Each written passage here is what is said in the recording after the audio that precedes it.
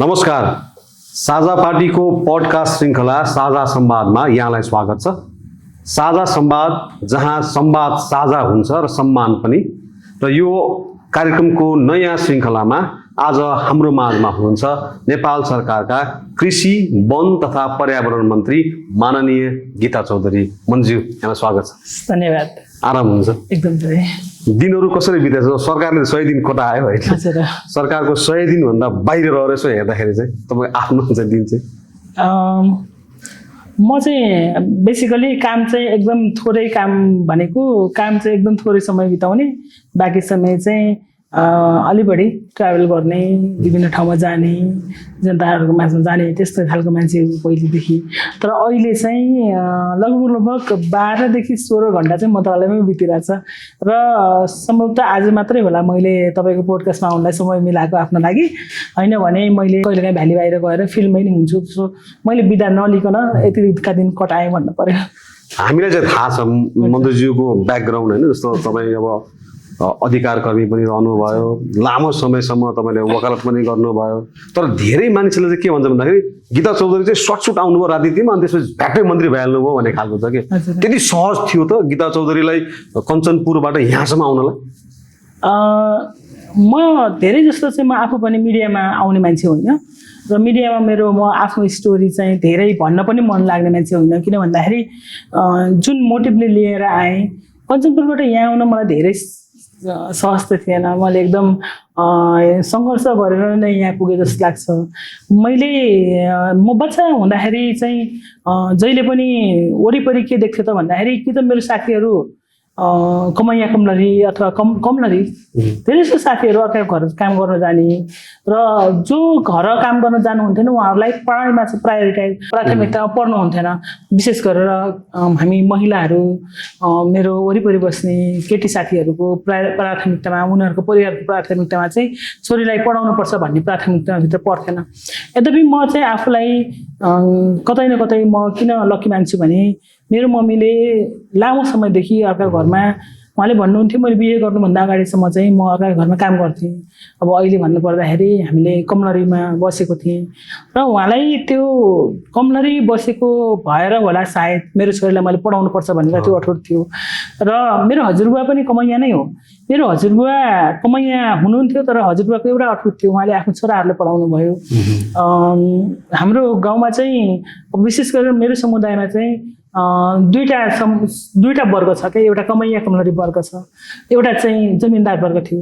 कि त थारूहरू एकदमै जमिनदार, चौधरी भूमिपुत्र एकदम जमिनदार भए, कि त कमलरी भए। यो दुईटा वर्ग बिचमा चाहिँ मेरो बाल्यकाल चाहिँ कमैया कमलरीको वरिपरि त्यति धेरै नबिते पनि मेरो परिवार, मेरो हजुरबा अथवा मेरो आमा पुस्ताहरू चाहिँ त्यो ब्याकग्राउन्डबाट आएको हुनाले उहाँहरूले चाहिँ जुन दुःख गर्नुभयो, जुन सङ्घर्ष गर्नुभयो, त्यो उहाँहरूको जुन अठोट थियो कि हाम्रो बच्चाहरूलाई चाहिँ हामीले पढाउनुपर्छ, त्यो अठोटको कारणले चाहिँ म यहाँ पुगेँ जस्तो लाग्छ। मन्त्रीज्यू, त्यही भएर हजुरले चाहिँ जस्तो पछि कानुन लिएर पढ्नुभयो नि होइन, वकालत गर्नुपर्छ, कानुन नै चाहिँ हुन्छ नि, जसको कोही हुँदैन उसको सहारा भने कानुन हो भनेर चाहिँ हामी बुझ्ने गर्छौँ। त्यसै कारणले गर्दाखेरि यहाँले कानुन पढ्नु भयो कि अरू कुनै कारण पनि थियो? म विशेष गरेर चाहिँ मान्छेको आफ्नो आफ्नो इच्छा हुन्छ होला होइन, तर म नेता बन्नलाई कानुन पढाएँ हो। किन भने भन्दाखेरि म बच्चादेखि नै म चाइल्ड राइट एक्टिभिस्ट थिएँ। सुरुमा चाहिँ बाल क्लबहरूमा जान्थेँ, सिक्थेँ, यताउता गर्थेँ। मान्छेको इच्छा बच्चादेखि नै त्यो एउटा आफ्नो गुण देखाउँछ भने जस्तै। अनि म स्कुलमा जाँदाखेरि अब त्यहाँ हुने साथी समूह हुन्थ्यो, जुनियर रेड क्रस सर्कल हुन्थ्यो, लगायतको धेरै हुन्थ्यो नि त गाउँ गाउँमा। अनि बाल क्लबहरू थियो, त्यो सबैतिर जाँदाखेरि चाहिँ त्यहाँ चाहिँ हामी लक्की मान्नुपर्छ। त्यतिखेर चाहिँ विशेष गरेर समुदायमा चाहिँ बालबालिका किशोरी कक्षाहरू लगायतको धेरै कक्षाहरू हुन्थ्यो जहाँ चाहिँ हामी आफैले साथी सर्कलहरू त्यो गर्नु पर्थ्यो र जहाँ पनि मलाई नेतृत्व लिन मन लाग्थ्यो कि। त्यसले गर्दाखेरि मलाई बच्चैदेखि चाहिँ नेता नेता नेता नेता भन्थ्यो। जब टिचरहरूले पनि नेतै भनेर जिस्काउनु, जसले पनि नेतै भन्थे। अनि मैले एक दिन सोधेँ सरलाई, क्युरियस भएर, म अति नै क्युरियस मान्छे हो होइन।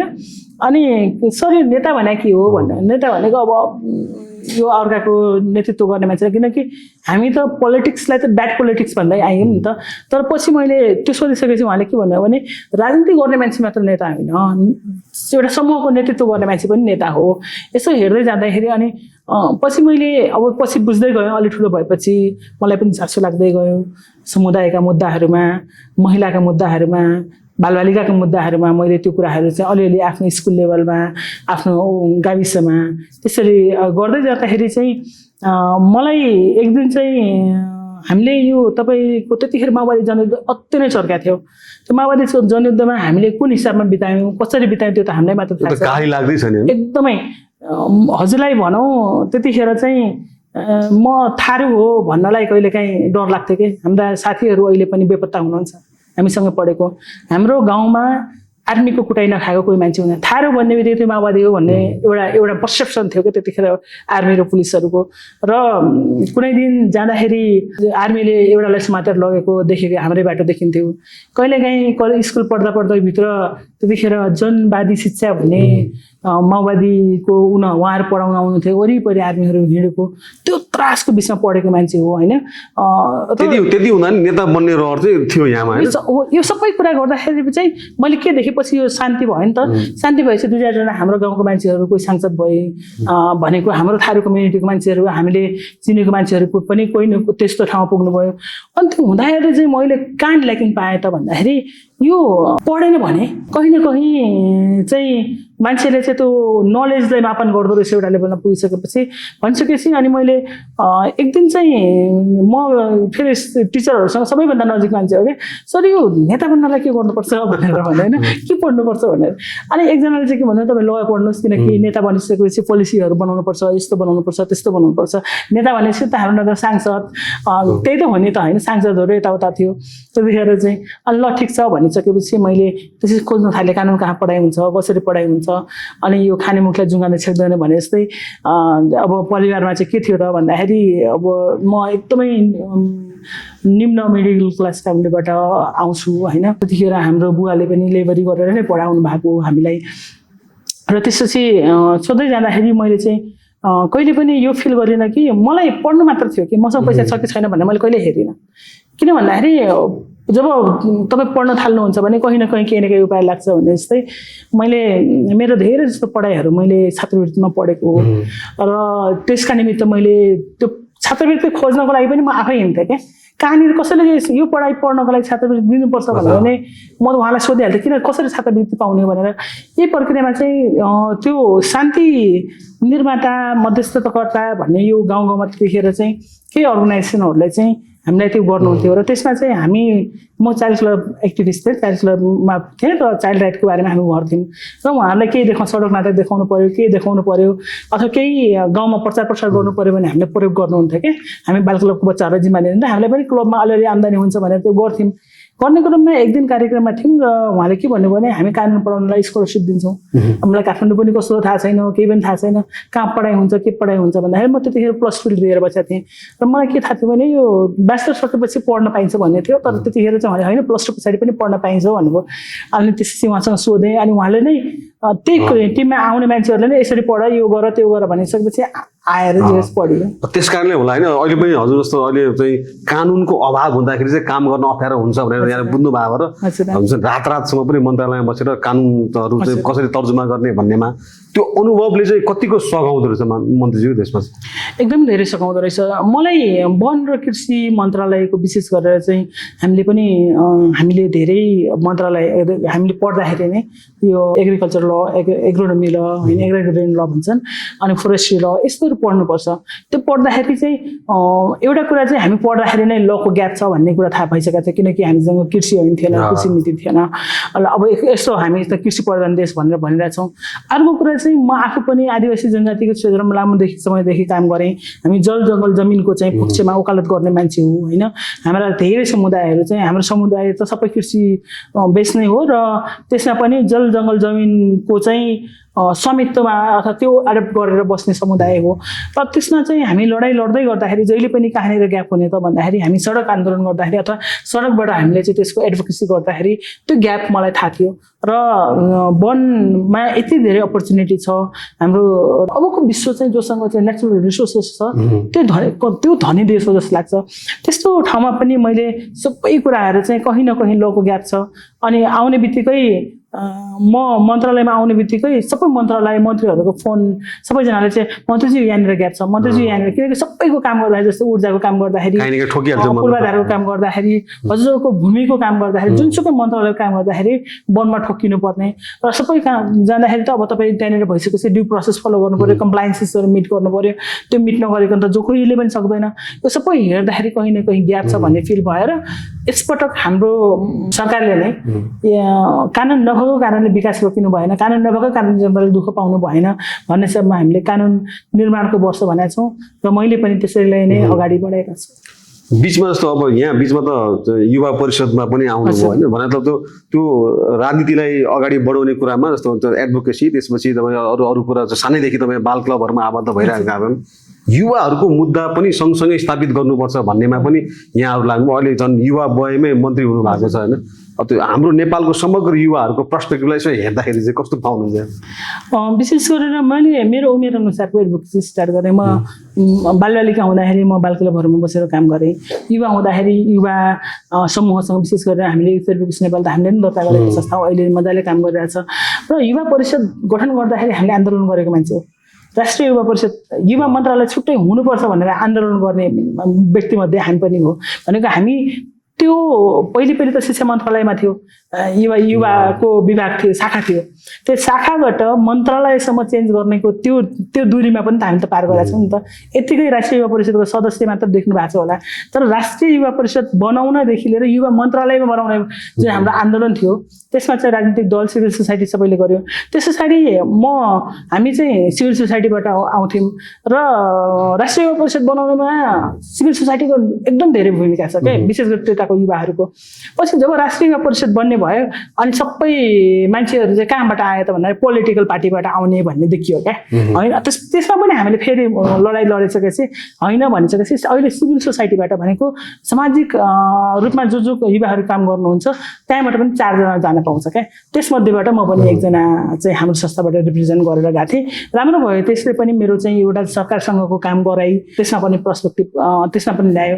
अब कुरा रह्यो हजुरले जुन कुरा सोध्नुभयो अबको युवाहरूको पर्सपेक्टिभ के त भन्दाखेरि एउटा कुरा चाहिँ चिरेको छ के त भन्दाखेरि राजनीति अथवा त्यो पद चाहिँ मान्छेको उमेरले चाहिँ पदको काम निर्धारण गर्दैन। त्यो चाहिँ के हो त भन्दाखेरि हामीले जब पोजिसन प्राप्त गर्छौँ र त्यो काम गर्ने क्षमता भनेको जहिले पनि यो नेतृत्व गर्ने कुरा जुन पोजिसनमा छौँ युवाहरू चाहिँ आएर यो बिग्रिन्छ त्यो बिग्रिन्छ भन्दा पनि म्यानेजमेन्ट हो क्या। हामी चाहिँ नेतृत्व भनेको अर्को पार्टबाट हेर्दाखेरि म्यानेजमेन्ट पार्ट हो। हामीले चाहिँ त्यसमा चाहिँ एक्सपर्टिजम भन्दा पनि त्यसले कसरी म्यानेज गरेर लग्यो त, त्यसले चाहिँ आफ्नो भिजन कसरी इम्प्लिमेन्टेसन गर्यो त भन्ने कुरा हो। सो अहिलेको युवाहरू स्मार्ट हुनुहुन्छ। अहिले त हामीले त्यस्तो एआईको कुरा छ, हामी यति टेक्नोलोजीमा यति भाष भइसकेका छौँ। अहिले चाहिँ युवाहरूको पर्सपेक्टिभ चाहिँ एजले निर्धारण गर्दैन, उसको काबिलियत भनेको के हो त, उसको क्यापेसिटीले निर्धारण गर्ने, उसको नलेजले निर्धारण गर्ने हो।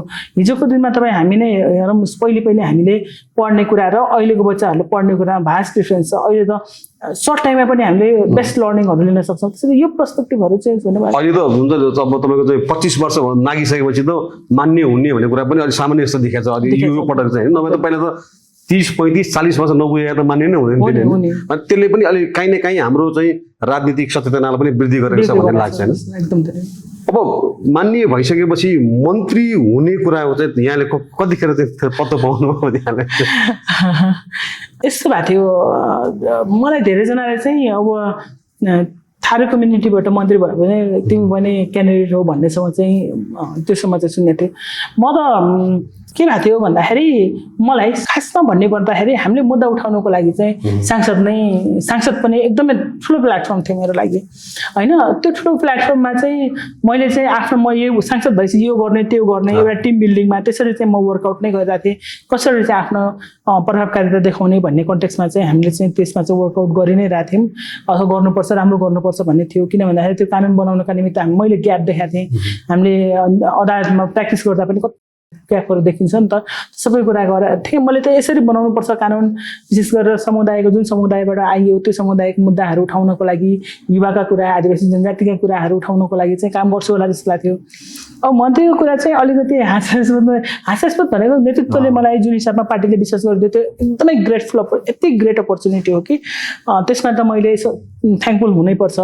तर अब म चाहिँ आज सबै मन्त्रीहरूको शपथ ग्रहण छ, 11 बजे आउनु भन्नेसम्म नोटिस आएको थियो। अनि 11 बजेदेखि छ भनेर म खाना खाइरहेको थिएँ कि 10:30 बजे चाहिँ खाना खाइरहेको थिएँ। खाना खाँदा चाहिँ के भयो त भन्दाखेरि फोन आयो, तपाईँ जस्तो अवस्थामा हुनुहुन्छ आउनुहोस् भने। र त्यतिखेरसम्म चाहिँ मलाई खासमा भन्नुपर्दा मसँग सभापतिको नम्बर पनि थिएन, मसँग प्रधानमन्त्रीको भनेको हुनेवाला त्यतिखेरको हुनेवाला मसँग कुनै पनि हाम्रो नेतृत्व शीर्ष तहको नेतृत्वहरूसँग चाहिँ म चिनजान थियो होइन। तर त्यो एकदमै त्यो ऊ पनि थिएन। अनि त्यसपछि इभन उहाँको सोकेको नम्बर पनि थिएन म सभापतिजीको। पछि जसले फोन गर्नुभयो मलाई फोन गरिसकेपछि म त्यहाँ गइसकेपछि चाहिँ बाटोबाटै मैले थाहा पाएँ उहाँको कुराहरू चाहिँ। विशेष गरेर चाहिँ हाम्रो त्यो दिन चाहिँ सभापतिजीकै घरमा बसेर चाहिँ जो मन्त्री हुनुहुन्थ्यो उहाँहरूसँग एउटा ब्रिफ गरेर चाहिँ पठाउने भन्ने उहाँहरूको सबै हाम्रो शीर्ष नेतृत्वहरूको चाहिँ त्यो सल्लाह रहेछ। अनि हामी गइसकेपछि त्यहाँ अरू मन्त्रीहरूलाई पनि त्यही चिन्ने मौका पाएँ त्यो बेला। भनेको धेरै मन्त्रीहरूसँग पनि परिचय भएको थिएन, किन भन्दाखेरि हामी अब त्यसरी नै भयो नि त। जेनजी आन्दोलन भयो, जेनजी आन्दोलन भएपछि चुनाव आइहाल्यो, चुनाव आइसकेपछि मन्त्री परिषद गठन भयो। मन्त्रालय चाहिँ यो कृषि, वन र पर्यावरण पाउँछु भने चाहिँ कतिखेर थाहा भयो यहाँलाई? म त्यही त नि भेट्न गइसकेपछि त्यहाँ भेट्न गइसकेपछि उहाँहरूले चाहिँ मलाई यो मन्त्रालय हो भनेर भन्नुभयो। कृषि मन्त्रालयसम्म पनि थाहा थियो। पछि शपथ ग्रहण गर्दाखेरि चाहिँ पुरा मन्त्रालयको नाम पढ्ने मौका पाएँ। जस तपाईँको रुचिको क्षेत्रकै मन्त्रालय जस्तो पनि त रहेन? हजुर हजुर।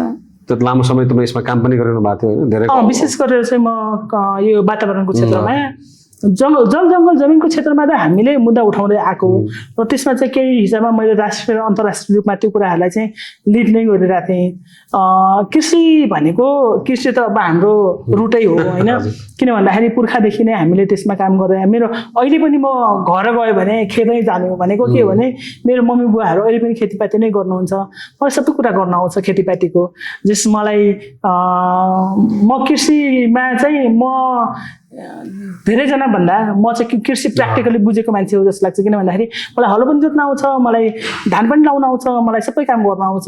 र विशेष गरेर हाम्रो चाहिँ रैथाने रूपमा जुन हाम्रो थारू कम्युनिटीले जुन हिसाबमा खेतीपाती गर्छ जेनरली अरूहरूले पनि त्यसरी नै गरिरहन्छन्। त्यो कुराहरू चाहिँ मलाई आउँछन् भन्नु। हुन त मन्त्रीज्यूलाई अब खासमा त सिंहदरबार त नौलो ठाउँ त भएन नि, त्यो चाहिँ युवा परिषदमा हुँदा पनि जानु होला, अगाडि पनि त्यो जानुभएको होला। तर एज अ मन्त्रीका रूपमा सिंहदरबार प्रवेश गर्दाखेरि र त्यो कुर्सीमा विराजमान भइसकेपछि चाहिँ के आयो हजुरको मनमा त्यतिखेर? सिंहदरबार मेरो लागि नौलो चाहिँ थिएन। किन भन्दाखेरि हामी कानुन व्यवसाय भइसकेपछि विभिन्न मन्त्रालयसँग कोअर्डिनेसन कोलाबोरेसन गर्नै पर्छ। त्यो पनि भयो। अर्को कुरा चाहिँ पहिले पनि म राष्ट्रिय परिषदसँग काम गरिसकेका भएर गभर्मेन्टको कुनै न कुनै सिस्टममा बसेर काम गरिसकेका भएर त्यसमा चाहिँ त्यो थिएन। तर त्यो नेतृत्व मेरो लागि साँच्चै अहिले जुन नेतृत्वमा छु त्यो मेरो लागि त्यति अहिलेको लागि चाहिँ मेरो म पाउँछु भन्ने चाहिँ त्यति नभएको कारणले गर्दा मेरो लागि यस्तो काइन्ड अफ सपना जस्तै भएको थियो। के आयो दिमाग भन्नु? जब तपाईँ एज अ कृषि मन्त्री त्यो कुर्सीमा बसिसकेपछि त्यतिखेर निर्णय पुस्तिकामा हस्ताक्षर गराउनु पनि हुन्छ, त्यसो बारे पछि कुरा पनि गरौँला। त्यतिखेर चाहिँ यहाँको मनमा चाहिँ के आयो? ओहो भन्ने जस्तो लाग्यो, कस्तो फिल आयो? मेरो लागि त्यतिखेर चाहिँ साँच्चै बियोन्ड ड्रिम जस्तो भएको थियो। तर मैले त्यतिखेर त्यहाँ बसिसकेपछि मेरो पुर्खालाई चाहिँ सम्झाएको थिएँ क्या। कस्तो भन्दाखेरि अब त्यो कुरा चाहिँ मैले अहिले शब्दमा वर्णन त गर्न सक्दिनँ। मेरो आजीलाई सम्झाएको थिएँ। मेरो आजी मलाई कहीँ न कहीँ मेरो हजुरबुवाहरूलाई सम्झाएको थिएँ, मेरो मम्मीलाई सम्झाएको थिएँ। त्यो त्यहाँनिर बसेर मेरो पुर्खाहरूलाई किन सम्झेँ भन्दाखेरि उहाँहरूले त्यो स्ट्रगल गर्नुभयो क्या। त्यो उहाँ त हामी त जङ्गल फडानी गरेर बसेको समुदाय हो नि त होइन। यो धरतीलाई, त्यो तराईको केही भूमिलाई, केही फाँटलाई औलोसँग लडेको कथाहरू सुनाउनुहुन्थ्यो। अनि बाघसँग भालुसँग लडेको कथाहरू सुनाउनुहुन्थ्यो। त्यो जङ्गललाई एउटा उर्वर भूमिमा बदलेको सुनाउनुहुन्थ्यो। म चाहिँ त्यो सबै कुरा चाहिँ सम्झिँदाखेरि म त्यहाँसम्म पुग्नु, एउटा त्यो ठाउँको मान्छे, त्यो रुट भएको मान्छे जहाँ चाहिँ उसको लागि त्यो मन्त्री बन्न सपना थिएन मेरो लागि भनेको, अहिले तत्काललाई चाहिँ त्यो सपनै थिएन भनेको, त्यो सपनासम्म पनि नपुगेको मान्छेलाई, जसले सपना पनि नदेखेको मान्छेले त्यहाँसम्म पुग्नु भनेको त एकदमै धेरै यस्तो थियो। मलाई चाहिँ त्यहाँनिर बसिसकेपछि यस्तो लस्ट भएको थियो कि अब त्यो शब्द नै छैन। मैले किन पनि जोड्नु खोजेँ मन्जुजी भन्दा, जस्तो हामी कहाँ अब एक त सुदूरपश्चिम भनिसकेपछि त्यो सीमान्तकृत नै जस्तो त भूगोलले पनि अधिकारको हिसाबले पनि त्यो देखिन्छ र त्यसमाथि त्यसबाट पनि अझ सीमान्तकृत वर्गबाट प्रतिनिधित्व गरेर आएर सङ्घीय सरकारको मन्त्री हुनु भनेको र फेरि यति कलिलो उमेरमा के अब उमेरकै हिसाबले पनि अनुभवको हिसाबले पनि त्यो त ठुलो उपलब्धि त भइहाल्यो होइन। तर त्यो सँगसँगै तपाईँले मैले जरा सम्झेँ भन्नु भने त्यो भने चाहिँ त्यो जिम्मेवारी बोध चाहिँ तपाईँसँग कति रहेछ भन्ने कुरा त्यसले पनि प्रस्फुटन गराएको छ। हामी तपाईँले के फिल गर्नुभयो भन्ने कुरा अब ठ्याक्कै मैले पनि शब्दमा भन्न सक्दिनँ, तर हामी पनि फिल गर्छौँ होइन।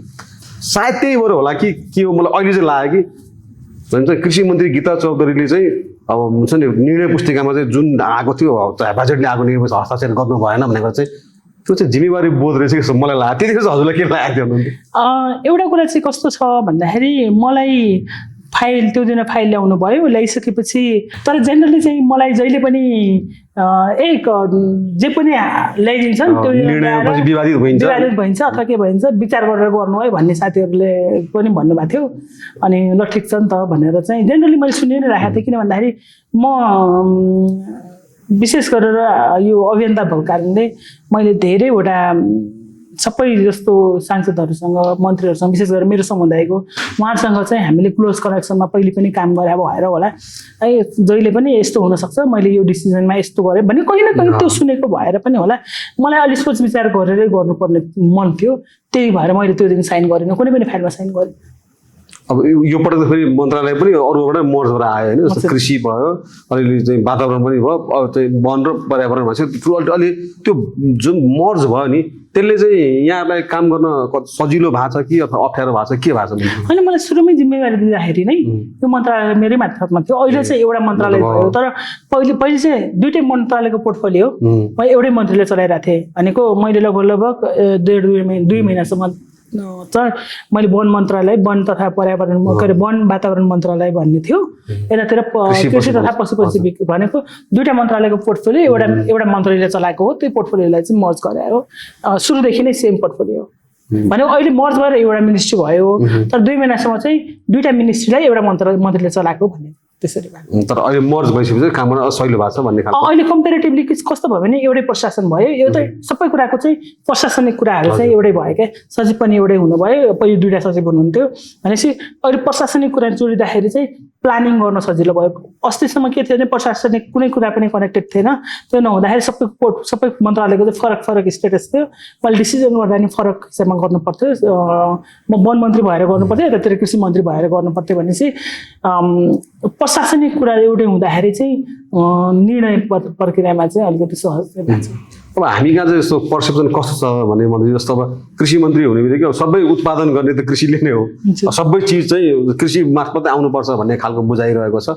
र त्यो चाहिँ जस्तो त्यो सँगसँगै अरू मन्त्रालयको समन्वय पनि आवश्यक पर्छ होला होइन। जस्तो तर सिधै जे केही चिज पाएन बजारमा अभाव भयो भने कृषि मन्त्रीलाई गाली गर्ने खालको जुन चाहिँ हाम्रो चाहिँ एउटा भाष्य निर्माण भएको छ नि, त्यो चिर्न चाहिँ कति गाह्रो छ? एकदम धेरै गाह्रो छ। कस्तो छ भन्दाखेरि कृषि मन्त्रालय विशेष गरेर सङ्घीय मन्त्रालय हाम्रो त 3 तहको सरकार छ, प्रदेश, सङ्घ र स्थानीय तह। र कृषि र वन मन्त्रालयको वन चाहिँ प्रदेशसम्म छ, कृषिको चाहिँ पोर्टफोलियो चाहिँ हाम्रो कृषिको चाहिँ स्थानीय तहसम्म छ। इम्प्लिमेन्टेसन गर्ने भनेको स्थानीय तहले लियो। हामीले चाहिँ पोलिसी बनाइदिने टेक्नोलोजीहरूको कुरा, पोलिसीको कुरा र संयोजनकारी भूमिकाहरू गर्ने यो कुराहरू चाहिँ विशेष गरेर केन्द्र मन्त्रालयको मातहतमा छ। यो चाहिँ सर्वसाधारणले जनबोलीले अथवा हामीले बुझ्ने कुरा चाहिँ। तर कस्तो छ भने हामी उत्पादनको कुरा हेर्छौँ, हामी टेक्नोलोजीको कुरा हेर्छौँ, हामी कोअर्डिनेसन कोलाबोरेसनको कुरा हेर्छौँ, तर बजारीकरणको कुरा चाहिँ उद्योगले हेर्छ। तर फेरि अब यहाँ त गोलबेडाले चाहिँ बजार भाउ पाएन भनेर किसानले ल्याएर सडकमा फाल्दाखेरि सबभन्दा पहिला गाली खाने त कृषि मन्त्री हो नि। अब कस्तो छ भने त्यो बजार उद्योगसँग पुर्याउने, बजारसँग पुर्याउने यतिसम्म कि तपाईँले अब मान्छेहरूले के भन्छन् भने अस्ति भर्खरै केराको प्राइस एकदम धेरै बढ्यो तर किसानले पाएन, अस्ति बर्ड फ्लूको टाइममा खसीको भाउ यति बढ्यो किसानले पाएन। त्यो हेर्ने चाहिँ हाम्रो उसले वाणिज्यले हो। वाणिज्य चाहिँ उद्योग मन्त्रालय अन्तर्गत पर्छ। जस्तै एकदमै सिम्पल कुरा छ कि हामीले चाहिँ टेक्निकल्ली एमएसपी मूल्य मिनिमम सपोर्ट प्राइस चाहिँ कृषि मन्त्रालयले तोक्छ, किनकि टेक्निकलिटिज हामीसँग छ, कति प्राइस भयो के अनि त्यो टेक्निकली गरिसकेपछि किन्ने काम चाहिँ खाद्य संस्थानले गर्छ। खाद्य संस्थान चाहिँ उद्योग मन्त्रालय अन्तर्गत छ। त्यसैले मैले यहीँबाट के भन्न चाहन्छु भने कृषि मन्त्रालयले चाहिँ टेक्नोलोजी उत्पादन अरू कुरामा चाहिँ काम गर्छ भनेपछि बजारीकरणको कुरा, बजार व्यवस्थापनको कुरा, त्यसलाई चाहिँ औद्योगिकरण गर्ने कुरा चाहिँ सबै कसले गर्छ त उद्योग मन्त्रालयले गर्छ। र यो कुराहरू चाहिँ कहिले कति कुराहरू चाहिँ हामीसँग कनेक्ट भएर आउँछ, तर के हुन्छ त भन्दाखेरि फेरि अगेन त्यो गर्छ। अब हेर्नुहोस् है, भूमि ब्याङ्कको कुरा चाहिँ भूमि मन्त्रालयले हेर्छ। मैले चाहिँ त्यो कृषि भूमि हो, कृषि भूमिलाई व्यवस्थापन गर्ने कुरामा चाहिँ कृषि मन्त्रालयले गर्छ, अथवा कृषि मन्त्रालयको भन्दा पनि कृषि शाखाले स्थानीय तहबाट पठाउनुपर्छ। अब यो कुरा छ। अर्को कुरा चाहिँ एकदमै धेरै अहिले पछिल्लो समय तपाईँले देखिराख्नु भएको होला हाम्रो रासायनिक मलको कुरामा। रासायनिक मलको कुरा चाहिँ खासमा भन्यो भने तपाईँले टेक्निकल्ली हेर्नु भने आपूर्ति मन्त्रालयको हो। त्यो चाहिँ आपूर्ति गर्ने भनेको, किनकि हाम्रो नेपालको गुड्स होइन नि त टेक्निकली। तर पहिले नै यसको चाहिँ बाँडफाँड भएको हुनाले त्यो कार्यक्षेत्र चाहिँ कृषि मन्त्रालय अन्तर्गत राखियो र त्यो कृषि मन्त्रालय अन्तर्गत राखिएको कुरामा चाहिँ अब हामीले त इम्प्लिमेन्टेसन त गर्नै पर्यो नि त होइन। त्यो चाहिँ अहिलेको डिसिजन होइन, पहिलेदेखि नै त्यो चलन भनेको पहिलेदेखि नै त्यो गर्दै आउनु भएको थियो र भइ नै रहेछ, राम्रो पनि भइरहेको छ। किन भन्दाखेरि कृषि मन्त्रालयले कहाँ कहाँ कसरी के टेक्निकल कुरा त कृषि मन्त्रालयले नै हेर्छ नि, त्यतिखेर राम्रै गर्नुभएको थियो होला, अथवा कुनै न कुनै सोचले नै त्यो इम्प्लिमेन्टेसन गर्नु र त्यो राम्रो कुरा पनि हो अहिले हामीले हेरेका छौँ। तर वितरण प्रणाली चाहिँ कोसँग छ त? प्रदेश र स्थानीय तहसँग छ। अनि अब त्यो वितरण प्रणाली त्यो नेक्सस चाहिँ खासमा भन्यो भने फेरि यहाँनिर बसिराख्दाखेरि के एउटा कुरा आउँछ त भन्दाखेरि हामीले एउटै सरकार हो नि त, नेपालकै सरकार हो, एउटै नेक्सस हो। प्रदेश सरकार अलग, स्थानीय तह अलग भनेर भन्न खोजा चाहिँ होइन। हामीले कोअर्डिनेसन गर्ने, एकअर्कालाई त्यो गर्ने, काम गर्न सहज होस् भनेर त्यो बनाएको। तर कहीँ न कहीँ त्यो कोअर्डिनेसन र कोलाबोरेसन चाहिँ अझैसम्म इस्टाब्लिस हुन नसकेको अवस्था छ कि जस्तो लाग्छ। त्यसले गर्दाखेरि कहीँ न कहीँ त्यो कुरामा चाहिँ समस्या सायद त्यही भएर होला होइन मन्त्रीजी। अब चाहिँ आपूर्तिको हिसाबले हेर्दाखेरि त त्यो सङ्ख्यामा हेर्ने हो भने चाहिँ हुन्छ नि त, क्विन्टलमा हेर्नु भने चाहिँ पर्याप्त मल छ, तर किसानले नपाएको त्यही कारण हो खासमा। त्यो वितरण प्रणाली एउटा कारण पनि हो र बाँकी कुरा अरू पनि टेक्निकल कुरा समस्याहरू छन्। त्यो समस्याहरूलाई पनि हामीले सुल्झाउँदै गइरहेको छौँ। तर यो पटक त अझ बढी च्यालेन्जिङ थियो नि होइन। जस्तो अब चाहिँ अमेरिका र इरानको वारले गर्दाखेरि त्यो चाहिँ हर्मुज जलमार्ग नै अवरुद्ध भएको कारणले गर्दाखेरि पनि ल्याउन सकिएन होला। तर अरू मार्गबाट पनि चाहिँ हामीले चाहिँ मल ल्याउने प्रयास त गऱ्यौँ नि होइन। एकदम धेरै अहिले त्यही भएर पोसिबल भएको छ। हर्मुजको त अहिलेको त मध्यपूर्वी यो उसको लडाइँले गर्दाखेरि अहिले पनि गाह्रो भइरहेछ होइन। तर हामीले के गर्यौँ त भन्दाखेरि G2G गरेर इन्डियाबाट ल्यायौँ। अब अरू कन्ट्रीबाट पनि प्रयास भइ नै रहेछ। र विशेष गरेर कस्तो हुन्थ्यो त भन्दाखेरि अहिले 2-3वटा कुरा पनि छ। हामी त इन्डिया र नेपाल त ओपन बोर्डर भएको देश पनि हो नि त। त्यसपछि हाम्रो त ओपन बोर्डर भएको कारणले अब वारिपारि नै धेरै कुराहरू छ। अनि योभन्दा अगाडि चाहिँ अघिल्लो सालहरूमा चाहिँ अब अन्यथा अब त्यो भन्न मिल्छ कि मिल्दैन थाहा छैन होइन। तर कन्सर्न चाहिँ के हो भने योभन्दा अगाडि हाम्रो इन्डियामा ऊर्जा सङ्कट लगाएको थिएन क्या। यसबाट चाहिँ इन्डियामा चाहिँ ऊर्जा सङ्कट लगाइएको छ, जसले गर्दाखेरि इन्डियाबाट पनि रोकियो। नत्र जेनरली हाम्रो इन्फर्मल डेटाले चाहिँ के भन्छ भने लगभग केही पर्सेन्ट 10 to 20% चाहिँ हाम्रो इन्फर्मल च्यानलबाट पनि आउँदो रहेछ क्या। अहिले हेर्नुभयो भने हाम्रो डेटाले के भन्छ भने सबैभन्दा बढी मल गएको छ भनेर भनिरहेछ। हाम्रो डेटाले चाहिँ अहिलेसम्म इतिहासको सबैभन्दा बढी मल बाँडेको छ। तर पनि किन छ त भन्दाखेरि हाम्रो कतिपय इन्फर्मल च्यानलहरूबाट पनि आउँथ्यो र अहिले यताबाट त्यो त बन्द भयो। यो फर्मल च्यानलबाट पनि हाम्रो अहिले पनि आइ नै रहेछ, एभ्रिडे मलहरू आइरहेछ। तर अहिले चाहिँ अर्को पोर्टहरूलाई चाहिँ हामीले एक्सप्लोर गरेर त्यसरी ल्याइरहेछ। अब अलिकति अब हुन्छ पोजिटिभ कुरा पनि गरौँ भने जस्तो पछिल्लो समय यहाँले मन्त्रालय सम्हालिसक्नु भएपछि अब किसानहरूको बक्यौता चाहिँ डिडिसीले तिर्न थालेको र यसको चाहिँ अझ झन् ग्याप पनि घटाउँदै लाने भनेर यहाँले पनि गर्नुभएको छ। अब भनेको जस्तो सरकारी स्वामित्वको डिडिसीले त्यो खालको सफलता हासिल गर्न सक्छ भने अरू संयन्त्रहरूले पनि गर्न सक्छन् भन्ने एउटा उदाहरण त हो नि त्यो। एकदम धेरै। त्यसलाई कसरी लिनुभएको छ? जस्तो हुन्छ इभन प्रधानमन्त्रीले पनि त्यसलाई ब्रान्डिङ गरेर त सहयोग गरिदिनु भयो नि। मलाई सबैभन्दा ठुलो कुरा चाहिँ के छ त भन्दाखेरि म आइसकेपछि डिडिसी चाहिँ यति रुग्न थियो क्या। किन भन्दाखेरि अहिले हेर्नुभयो भने लगभग कृषि र वन यो सेक्टरले चाहिँ नेपालको 24% चाहिँ जिडिपीमा कन्ट्रिब्युट गर्छ भन्नेको यो यति रहेछ। तर सबैभन्दा बढी ठुलो किसान भनेको त हाम्रो दुग्ध क्षेत्र पनि त हो। दुग्ध क्षेत्रले 5% जिडिपीमा कन्ट्रिब्युट गर्दो रहेछ क्या। अनि त्यो क्षेत्र यति रुग्न कि तपाईँको पैसा नतिरेर 6-7 महिनादेखि त्यो मिल खोलिडे गरेको यो कुरा त हामीले पढ्दै आइरहेको थियौँ नि त। कहाँनिर ग्याप रहेछ त भन्दाखेरि मैले त प्राइभेट सेक्टरमा हाल्नुभन्दा अगाडि गर्नुभन्दा त पहिले त मैले मेरो गभर्मेन्टको सेक्टर हेर्नु पऱ्यो। गभर्मेन्टमा हेर्दाखेरि चाहिँ डिडिसी भनेको त एकदम ल्यान्डमार्क अर्गनाइजेसन हो। यस्तो संस्थाहरू एकदमै थोरै सेक्टरमा छन् नि त। अनि त्यस पछाडि त्यो गर्दाखेरि चाहिँ होइन यो संस्थाले के गर्न सकिन्छ भनेर मैले त्यहाँको सबै कर्मचारीहरूसँग कुरा गरेँ। अनि सबैजनासँग कुरा गर्दाखेरि उहाँहरूसँग प्लान मागेँ। सबै गर्दाखेरि त्यहाँ अहिले जसले काम गरिराख्नु भएको छ त्यस उहाँहरूले चाहिँ अहिले एभ्रिडे 1 करोड तिर्दै हुनुहुन्छ। किसानको पैसा एभ्रिडे 1 करोड तिरेर हामीले 6 महिनाबाट लगभग कुनै ठाउँ 6 महिना 8 महिना थियो, अहिले 3 महिनासम्म घटाइसकेका छौँ। हामीले त 25 दिन त उधारो लिन पाउने भन्ने नै छ त भनेको। कुनै पनि महिनाको अन्तिममा पैसा तिर्ने त भने हो नि त होइन। त्यो पहिला तर हाम्रो लक्ष्य चाहिँ अब 1 महिनामा ल्याउँछौँ नै। अब यो 2-3 महिनाभित्र त म त्यो ल्याइहाल्छु। तर कुनै पनि सरकारसँग 1 रुपियाँ पनि ऋण नलिएर त्यही किसानको पैसालाई बेचेर दुध सबै गरेर कति भयो त भन्दाखेरि तपाईँको 1 करोड तिर्नु भनेको चाहिँ अहिले एभ्रिडे त्यसले धेरै हेल्प गर्यो। एउटा कुरा। अर्को कुरा चाहिँ म प्रधानमन्त्रीजीसँग एकदमै ग्रेटफुल छु। उहाँसँग मैले कुनै पनि कुराहरू गएर सेयर गरेँ यस्तो गरेँ भने उहाँले मलाई एकदम धेरै सपोर्ट गर्नुहुन्छ। विशेष गरेर किसान, मलाई भन्दा पनि किसानलाई भन्नु पर्यो। हामीले चाहिँ त्यो डिडिसीको कुरामा चाहिँ यसरी जान सकिन्छ कि भनेर भन्दाखेरि उहाँ एकदम पोजिटिभली लिएर त्यसलाई वर्कआउट गरिदिनु भयो। अहिले त्यसले गर्दाखेरि कहिलेकाहीँ चाहिँ कस्तो लाग्छ भने प्रचार प्रसार ब्रान्डिङले कति धेरै हेल्प गर्छ भन्ने कुराको इक्जाम्पल हो नि त। अहिले हाम्रो लगभग 40% सेल इन्क्रिज भएको छ। त्यतिखेर गर्मी महिनामा अब बिस्तारै यो बर्सातको महिना भयो, वैशाख र जेठमा चाहिँ 60%सम्म पनि सेल बढेर कि कुनै ठाउँमा। हाम्रो आइसक्रिमहरू अहिले मान्छेहरू चाहिँ आइसक्रिमको कुरा एकदमै धेरै। हाम्रो आइसक्रिम त स्टकै रहँदैन। हजुरको कोल्ड ड्रिङ्क्स तपाईँले हेर्नु, कोल्ड ड्रिङ्क्सको साथमा हाम्रो चाहिँ त्यो मिल्क छ, के अरे फ्लेभर्ड मिल्क छ होइन। त्योहरू खान थालेँ कि मैले। एकदम अचम्मको कुरा त के भयो भने म विराटनगर गएको थिएँ। विराटनगर हामी डिडिसी जाँदाखेरि त्यो एकदम गर्मी थियो क्या। गर्मी भएको बेलामा म पनि त्यहाँ अलिकति जाउँ न त काउन्टरमा भनेर हेर्न गएँ। त्यो मान्छेहरू सबैजना चाहिँ त्यो कोक फ्यान्टा भन्दा फ्लेभर्ड मिल्क खाइराखेको देखेँ क्या। त्यो चाहिँ हाम्रो लागि राम्रो कुरा पनि हो। अनि हाम्रो चाहिँ प्रोडक्ट पनि बढ्ने भयो भनेपछि यो कुरालाई चाहिँ एकदमै राम्रो चेन्ज भएको छ। र अहिले मान्छेहरू जहाँ पनि देख्नुभयो भने प्रोग्रामहरूमा अरू ठाउँमा कोल्ड ड्रिङ्क्सको सट्टा मोही खाइदिनुहुन्छ होइन। यो भनेको के हो त भन्दाखेरि मान्छे चाहिँ ब्रान्डिङ भयो अथवा प्रपर इन्फर्मेसन भयो प्रडक्टको बारेमा भनेपछि मान्छेले चाहिँ त्यो ग्राहकहरू कन्भर्ट गर्न चाहिँ टाइम लाग्दैन रहेछ जस्तो लाग्छ।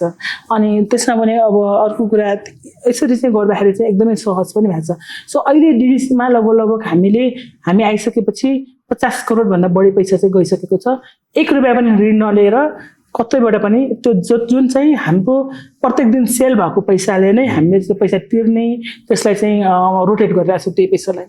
यो चाहिँ अहिले चाहिँ सरकारी स्वामित्वकोबाट सुरु भयो, पछि यो चाहिँ निजी क्षेत्रमा पनि लागू गर्ने एकदम धेरै। त्यो चाहिँ कस्तो छ भने अहिले एनएडिबी हाम्रो दुग्ध विकास बोर्ड भन्ने छ, त्यसको अध्यक्ष पनि मन्त्री नै हुने भन्ने छ। अब कस्तो हुन्छ त भन्दाखेरि पहिले हामीले नेपाल सरकारकैतिर चाहिँ अलिकति रुग्ण अवस्थामा रहेको कुरालाई हामीले गऱ्यौँ र सँगसँगै अहिले चाहिँ उहाँहरूलाई पनि निर्देशन गरिसकेको छ। म जति पनि प्राइभेट सेक्टरमा कहीँ पनि किसानको पैसा दिनुभएको छैन भने अब चाँडै नै त्यसको एक्सन सुरु हुन्छ। किन भन्दा त्यो नगरिकन तपाईँको प्राइभेट सेक्टरले पनि जनताको लामो समयदेखि पैसा नदिएर बसेको छ। सरकारको नीति अनुसार चाहिँ तपाईँहरूले पैसा दिनु भएन, उहाँहरूले पैसा दिनु भएन भने त्यसको एक्सन चाहिँ मात्रै उत्रिन्छ। अब कृषिबाट अलिकति वनको कुराकानी गरौँ होइन मन्त्रीज्यू। जस्तो अब हामीले चाहिँ सानैदेखि पढ्दै आएको भनेको चाहिँ हरियो वन नेपालको धन भन्ने आएको छ।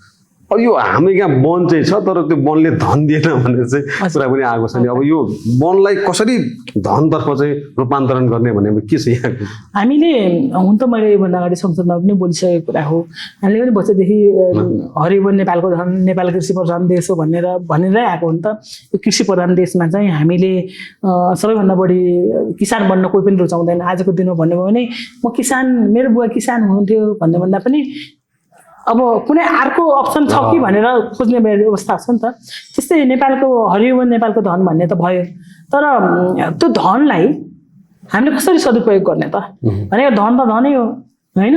त्यो धनलाई चाहिँ क्यासमा कसरी ल्याउने भन्ने कुराको चाहिँ अहिलेसम्म ध्यान नदिएको अवस्था देखियो। अब यसपटक मैले चाहिँ कस्तो गरिरहेको छु भन्दाखेरि त्यो हरियो वन नेपालको धनलाई साँच्चीकै धनमा रूपान्तरण भनेको लिक्विड अथवा क्यासमा रूपान्तरण गर्नको लागि कार्यविधि बनाउँदैछौँ।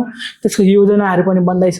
त्यसलाई चाहिँ यसपटक हाम्रो लक्ष्य चाहिँ सरकारको 20% GDP चाहिँ मा चाहिँ कन्ट्रिब्युट गर्ने गरेर एटलिस्ट वनको क्षेत्रबाट हामीले एनालाइसिस अहिलेसम्म चाहिँ हाम्रो सबै क्लियर एनालाइसिस हुँदै नै छ। त्यसको वर्कआउट गर्दैन छ, लगभग अन्तिम अवस्थामा छ कार्यविधि बन्ने अवस्थामा। तर हाम्रो एनालाइसिसले चाहिँ वनले अथवा कृषिले चाहिँ कृषि क्षेत्रबाट हेर्नु भने 24% GDP देखिन्छ भने त्यसरी नै 20% लगभग GDP-मा चाहिँ कन्ट्रिब्युट गर्न सक्ने अवस्था चाहिँ के वनको पनि छ है। त्यसलाई कसरी वर्कआउट गर्ने भनेर चाहिँ त्यसमा काम गर्दैछौँ। अब जनताले त्यसलाई चाहिँ महसुस गर्ने हिसाबमा नै त्यसलाई वर्कआउट गरेर चाहिँ हामी ल्याउँछौँ। जस्तो यो किन पनि हो मैले चाहिँ जान्न खोजेको मन्त्रीजी भन्दा जस्तो अब धेरै यस्तो कुराहरू चाहिँ गरेर चाहिँ जस्तो कानुन चाहिँ त्यो स्वीकृति लिनुपर्ने कुरा चाहिँ वनसँग ठोकिन्छ। अनि हाम्रो विकास निर्माणका कुराहरूमा पनि अब रुख काट्ने नकाट्ने भन्ने कुरामा गएर चाहिँ जोडिएको पनि हुन्छ कि अब त्यसले अब काहीँ न काहीँ त्यसको चाहिँ कानुनी चाहिँ हुन्छ त्यो अडचनहरू पनि छन् भन्ने पनि चाहिँ सुनिन्छ। यसलाई चाहिँ बाधा अड्काउ फुकाउ दिएर चाहिँ मन्त्रालयले कसरी हेरिरहेको छ? हामी कानुन बनाइरहेको छौँ लगभग अब वनको कानुन वनमा यसपटक हाम्रो सम्भवतः सबै मन्त्रालयभन्दा बढी टार्गेट चाहिँ मलाई दिनुभएको छ कानुन बनाउनमा। हाम्रो यस वर्षको लक्ष्य चाहिँ 10देखि 12वटा कानुन बनाउने भन्ने लक्ष्यका साथ गइरहेछौँ। किनभने कानुन भनेको दिनभरि हाम्रोमा एउटै प्रोसेस हुन्छ। कानुन बन्ने प्रक्रिया धेरै लामो छ। त्यो प्रक्रियामा मिट गर्ने हिसाबमा हाम्रो सेड्युलिङ भएको छ। हामी त्यसलाई बनाउँदैछौँ। र अर्को कुरा चाहिँ कानुन बाधक भन्दा पनि कहीँ न कहीँ कानुन चाहिँ कही कारणले ढिला भइरहेको छ। जस्तै हामीले त्यो कानुन चाहिँ 15 दिनमा गर्न सक्थ्यौँ भने 45 दिनको डेट छ भने 45 दिनको त्यो टाइम पिरियड त अभियसली ढिला भयो नि त होइन। त्यस्तो खालको कुरा छ। अनि अर्को कुरा यति धेरै झन्झटिलो प्रक्रियाहरू छन् तपाईँको। त्यो झन्झटिलो प्रक्रियालाई जस्तै अब तपाईँले हेर्नु भने रुख काट्ने एकचोटि ल्याउनुपर्छ अनि अर्को भोगाधिकारको जग्गा भोगाधिकारको एकचोटि EIको चाहिँ भने 3वटा प्रक्रिया पार गर्नुपर्छ क्या एउटैले भनेर त्यो 3 प्रक्रिया त एकैचोटि पनि लगाउन सकिन्छ नि। त्यसको लागि चाहिँ हामीले अब अनलाइन सिस्टममा लग्दैछौँ। त्यसलाई अनलाइन प्रक्रियामा लगिरहेछौँ। अब सहज गराउने कुरा पनि काम पनि हुँदैछ र सँगसँगै हाम्रो कानुनहरू कन्टेक्स्चुअलाइज गर्दैछ भनेको त्यो वन कानुन 2029 सालको वन कानुन भनेको हाम्रो निकुञ्ज ऐन 2029 सालको छ। अरूहरू पनि त्यस्तै धेरै पुरानो छन् र त्यसलाई चाहिँ कन्टेक्स्चुअलाइज गरेर अहिलेको हाम्रो सरकारको म्यान्डेट जुन हिसाबमा चाहिँ अब नेपाल चाहिँ साँच्चैको विकास गर्नुपर्ने बेलाको चाहिँ भएको छ। अब नेपाल गरिब छ भनेर मात्र होइन कि नेपाल चाहिँ साँच्चैकै पैसा नकमाएर गरिब भयो नि त। हामीसँग यति धेरै राज्य चाहिँ हरियो वन नेपालको धन पनि भन्ने अनि हामीसँग यति धेरै कुराहरू छ भनेर गफै गरेर थाक्ने हामी नै होइन त, नेपाली नै हो नि त। तर पैसा कमाउने बाटो त खोजेन नि त। पैसा कमाएन धनी हुन्छ त भनेपछि त्यो कुरा गर्नका निमित्त चाहिँ मैले कसरी काम गर्नुपर्छ त्यसमा चाहिँ सबै योजनाहरू पनि बनाउँदैछौँ। हाम्रो एक्सपर्टहरूसँग सरकारवालाहरूसँग पनि सरसल्लाह गरेर सम्भवतः हाम्रो 15-20 दिनमा त्यसको योजनाहरू चाहिँ त्यसको सानो झलक चाहिँ यहाँले जस्तो अस्ति थाइल्यान्डमा गएर चाहिँ जुन खालको चाहिँ स्पिच दिनुभयो नि त्यसको चाहिँ प्रस्तुत गर्नु भएको थियो। अब त्यसलाई अझ डिप डाइभ गरेर चाहिँ हुन्छ हामी यस्तो गर्छौँ भनेर चाहिँ भन्न सक्ने अवस्था चाहिँ कति समयपछि हुन्छ होला? अब त्यहाँ चाहिँ विशेष गरेर चाहिँ मैले बाइलेटरल मिटिङहरू पनि भयो मेरो र त्यहाँको चाहिँ विभिन्न समुदायहरूसँग त्यहाँको अर्गनाइजेसनसँग भयो। विशेष गरेर त्यहाँ चाहिँ मेरो 2-3वटा कुराहरू चाहिँ एकदमै धेरै मैले चाहिँ एउटा कुरा चाहिँ राजाको आमाले माइफालुङ फाउन्डेसन भन्ने छ त्यो चाहिँ राजाको आमाले इस्टाब्लिस गरेको हुँदो रहेछ। त्यहाँ कस्तो स्टोरी छ भने त्यहाँ जाँदाखेरि चाहिँ एउटा गाउँ थियो। त्यो गाउँमा चाहिँ विशेष गरेर एकदमै गरिब त्यो गाउँमा अलि बढी त्यो गाँजा खेती अफिम खेती यस्तोहरू हुने गर्थ्यो अरे सरकारले त्यहाँ यस्तो अवस्था थियो कि त्यो गाउँलाई सुधार्न सकिँदैन जस्तो अवस्था थियो कि त्यसरी त्यो कुरालाई चाहिँ उहाँले माइफालुङ फाउन्डेसन उहाँले इस्टाब्लिस गर्नुभयो र उहाँ चाहिँ कस्तो हुनुहुन्थ्यो भने जनतालाई पनिसमेन्ट दिएर भन्दा पनि जनतालाई साथ दिएर चाहिँ त्यो हुनुपर्छ भनेर त्यो फाउन्डेसनले त्यो गाउँले यस्तो राम्रो बनाएको छ तपाईँ अहिले बुझाउनु भयो भने यति गरिब जहाँ चाहिँ ड्रग्सको कुरा अफिमको खेती हुने त्यो ठाउँलाई अहिले गभर्मेन्टले अर्ग्यानिक स्टेट बनाएको छ त्यहाँ अहिले मान्छेहरू चाहिँ भोलिन्ट्री कार्बन मार्केटबाट पैसा कमाउँछ त्यहाँ अहिले अर्ग्यानिक खेती गरेर पैसा कमाउँछ त्यो त्यसमा चाहिँ त्यहाँबाट म इन्सपायर भएर आएर होइन अर्ग्यानिक कुराहरू चाहिँ इम्प्लिमेन्ट गर्न सकिन्छ भन्ने एउटा कुरा भयो अर्को सँगसँगै चाहिँ हामीले त्यहाँ हाम्रो नेपालका कति धेरै प्रोफेसरहरू पनि हुनुहुँदो रहेछ उहाँहरूसँग बसियो उहाँहरूले चाहिँ नेपालमा यस्तो यस्तो काम गर्न सकिन्छ जिआईमा काम गर्न सकिन्छ कि अन्य कुरामा पनि काम गर्न सकिन्छ भनेर त्यसरी पनि काम भयो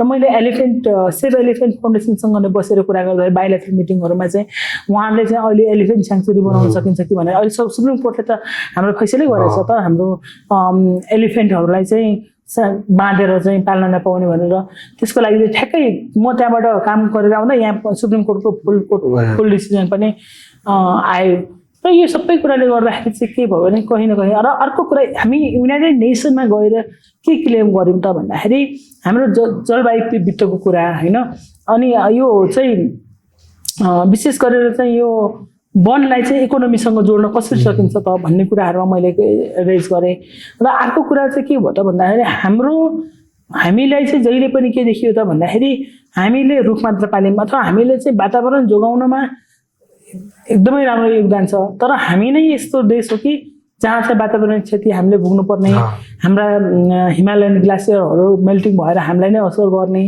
अनि हाम्रो भुचे लगायतको कुराहरू हाम्रो त एकदमै धेरै मिनिमम अथवा जेरो कन्ट्रिब्युसन जस्तै हुन्छ त हाम्रो त तर त्यो ठाउँमा चाहिँ हामी प्रोटेक्टर भयौँ हामी कन्जर्भेसन गर्ने कम्युनिटी भयौँ देश भयौँ तर सबैभन्दा बढी क्षति बिहोर्ने देश पनि भयौँ त्यसैले मेरो क्लेम के थियो त भन्दाखेरि हाम्रो त्यो अधिकारको कुरा हो अब हामी बेनिफिसियरी हुनु पर्यो भनेको त्यो राइटलाई चाहिँ अब तिमीहरूले चाहिँ हामीले दियौँ भनेर होइन है हामी दया भिख माग्ने मान्छे होइन दिस इज आवर राइट यो चाहिँ हाम्रो क्लेम गर्नुपर्ने यो क्लेम हो भनेर हामी त्यसरी गऱ्यौँ र अर्को कुरा जलवायु वित्तको कुराहरू पनि गऱ्यौँ त्यसैले गर्दाखेरि तिमीहरूले हामीलाई चाहिँ जुन हिसाबमा चाहिँ गरिरहेछौ नि त्यो अपर्च्युनिटी चाहिँ हामीलाई दिनु पर्यो अदरवाइज हामीले मात्र किन युएनको सिस्टम कन्भेन्सनको ललाई चाहिँ हामीले मात्र मान्नुपर्ने र हामी नै बेहोर्नु पर्ने त्यो त हुँदैन नि त भनेपछि हामीलाई भिक्टिम हामी आफै बनेको होइन सेल्फ मेड भिक्टिम होइन नि त हामी त बनाइएको भिक्टिम हो नि त्यसैले हामीले डिसिजन राइट गर्ने यसरी क्लेम गरेर गएको थियो राम्रो भएको थियो अहिलेसम्म त्यसकै कुराहरूमा चाहिँ अगाडि बढ्छ र यही कुरालाई चाहिँ कन्टिन्यू चाहिँ हामीले कोपमा पनि इन्टरभेन्सन गर्छौँ नेगोसिएसनमा लग्छ जस्तो इन्टरनेसनल फोरममा गएर पनि त्यो हुन्छ नि त्यो एउटा दृढ निश्चय भावना प्रकट गर्नुको पछाडि भने चाहिँ तपाईँले जल पनि बुझ्नु भएको छ जङ्गल पनि बुझ्नु भएको छ जमिन पनि बुझ्नु भएको छ तपाईँ भूमिपुत्रको चाहिँ हुन्छ नि त्यो वंशजको पनि हुनुहुन्छ नि होइन त्यो भएको कारणले गर्दाखेरि यी सबै चिज मैले बुझाएको छु भन्ने कुराले गर्दाखेरि चाहिँ कतिको फाइदा भयो जस्तो लाग्छ त्यसले एकदम धेरै कन्ट्रिब्युसन चाहिँ किन गर्यो भन्दाखेरि म पहिलेदेखि नै नेसनली इन्टरनेसनली मैले यही कुरा चाहिँ पहिले पनि उठाउँदै आएको हो तर म एज एन एक्टिभिस्ट उठाउँदाखेरि त्यही फोरममा जस्तै बङ्गलादेशको थाइल्यान्डमा हामी ब्याङ्ककमा चाहिँ हामी बोल्नु त्यो फोरममा चाहिँ म एज एन एक्टिभिस्ट मैले पहिले पनि पार्टिसिपेट गरिसकेँ तर पहिले एज एन एक्टिभिस्ट समुदायको छेउलाई गभर्मेन्टलाई चाहिँ यो हो है मेरो राइट भनेर भन्थ्यो नि त्यो फोरममा गएर अहिले चाहिँ त्यही कुराहरू चाहिँ एज अ गभर्मेन्ट नै भएर आफू नै त्यो ठाउँमा फोरममा चाहिँ होइन मेरो देशलाई यो चाहिन्छ भनेर मैले क्लेम गर्दाखेरि त्यो चाहिँ साँच्चीकै कस्तो भएको थियो भन्दाखेरि त्यो कुरालाई मैले कसरी ल्याएको थिएँ भने this is the right time उठाउनै पर्छ किन भन्दा हिजोको दिनमा एज एन एक्टिभिस्ट उठाउँदाखेरि त त्यो कुरालाई मान्छेले त्यति चासोको साथ लिँदैन थियो नि त अब गभर्मेन्टले त्यो कुरा उठाउँदाखेरि त्यो त प्राप्त गर्नुपर्ने अवस्था आयो नि त होइन भने अब गभर्मेन्टसँग एउटा राइट चाहिँ के हुन्छ भने मिन्डेटरी राइट हुन्छ भनेको क्लेम गर्न पाउने राइट हुन्छ अब एक्टिभिस्टमा चाहिँ त्यो आवाज उठाउने कुरा सुन्न नि सक्छन् नसुन्न नि सक्छन् तर गभर्मेन्टसँग त त्यो विथ क्लेम त्यो कुरा चाहिँ गर्न पाइन्छ नि त त्यसले गर्दाखेरि चाहिँ एउटा राम्रो प्रभावकारी रूपमा चाहिँ उठाउन सक्यो त्यो कुरालाई चाहिँ जस्तो यो कन्जर्भेसनको बारेमा मन्त्रीले पनि भन्नुभयो जस्तो हामी कहाँ चाहिँ अब अहिले पनि हुन्छ नि अब हाम्रो चाहिँ कार्बन इमिसनमा खास त्यस्तो ठुलो चाहिँ योगदान चाहिँ हुन्न, तर त्यसबाट पाउनुपर्ने बेनिफिटमा चाहिँ अझै भएन भन्ने कुरा यहाँले भन्नुभयो। अब त्यो सेक्टर पनि हाम्रो लागि चाहिँ हुन्छ नि अब पोटेन्सियल सेक्टर हो हाम्रो चाहिँ हुन्छ नि नेपालको वेलबिङको लागि।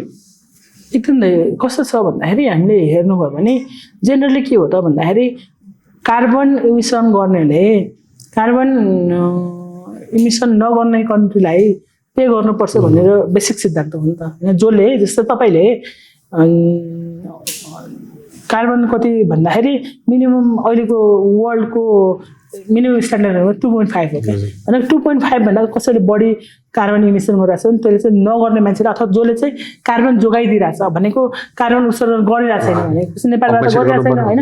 नेपालको अहिले हेर्नुभयो भने अस्ति मैले पनि हेर्दा थिएँ, मैले एकदम धेरै अब हेर्नुभयो भने म मोबाइल पनि चलाउँछु, गाडी पनि युज गर्छु, सबै गर्दाखेरि मैले मेरो मापन गर्दाखेरि 2.59 आएको थियो क्या। अझै त्यो मेरो चाहिँ विदिन क्राइटेरिया भयो। वर्ल्डले अथवा विश्वले मापन गर्ने क्राइटेरिया भनेको 2.5 हो।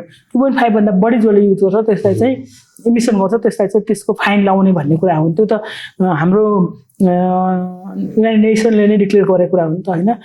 त्यसले गर्दाखेरि नेपालमा चाहिँ जुन हिसाबमा हामीसँग रिसोर्सेस छ, हामीसँग जुन हिसाबमा हाम्रो रुखहरू हाम्रो चाहिँ जङ्गलहरू यति धेरै छ होइन भनेपछि त्यो सबै कुराबाट चाहिँ हामी त्यसको फाइदा लिनुपर्छ जस्तो लाग्छ हजुरको। हाम्रो जेनरली हाम्रो नेपालमा अराउन्ड त्यो भोलिन्टरी कार्बन मार्केट हेर्नु भने नेपाल गभर्मेन्टको हेर्नु भने टेन्डर गर्छ भने त्यही भोलिन्टरी कार्बन मार्केटमा थाइल्यान्डले माई फालुङ फाउन्डेसन भन्ने छ उहाँहरूलाई 60 रुपियाँ लिइराख्छ, $60 भनेपछि फरक हेर्नु त भनेपछि त्यसको पनि ब्रान्डिङ गर्नुपर्ने अवस्था आयो भनेपछि त्यो किसानले जसले चाहिँ 100वटा रुख पालिरहेको छ भने त्यसको चाहिँ कार्बन सिक्वेस्ट्रेसनमा त त्यसले भन्यो भने त उसको त फरक आम्दानी पनि भयो नि त। तर अहिले पनि हामी कहाँ जस्तो चाहिँ हुन्छ नि मानव वन्यजन्तु त्यो द्वन्द्वको कुरालाई लिएर चाहिँ यो वन किन चाहियो, यस्तो हामीले चाहिँ यो खालि त्यो हाम्रो मान्छे बस्नलाई चाहिने हो कि जनावरहरूलाई बस्न चाहिने हो भन्ने खालको चाहिँ अहिले पनि त हामी त्यो द्वन्द्वका कुराहरू सुनिरहेको हुन्छौँ नि। त्यो अथवा त्यो खालको सङ्गठन चाहिँ लाई कसरी चिर्ने होला मन्त्रीजी त्यस?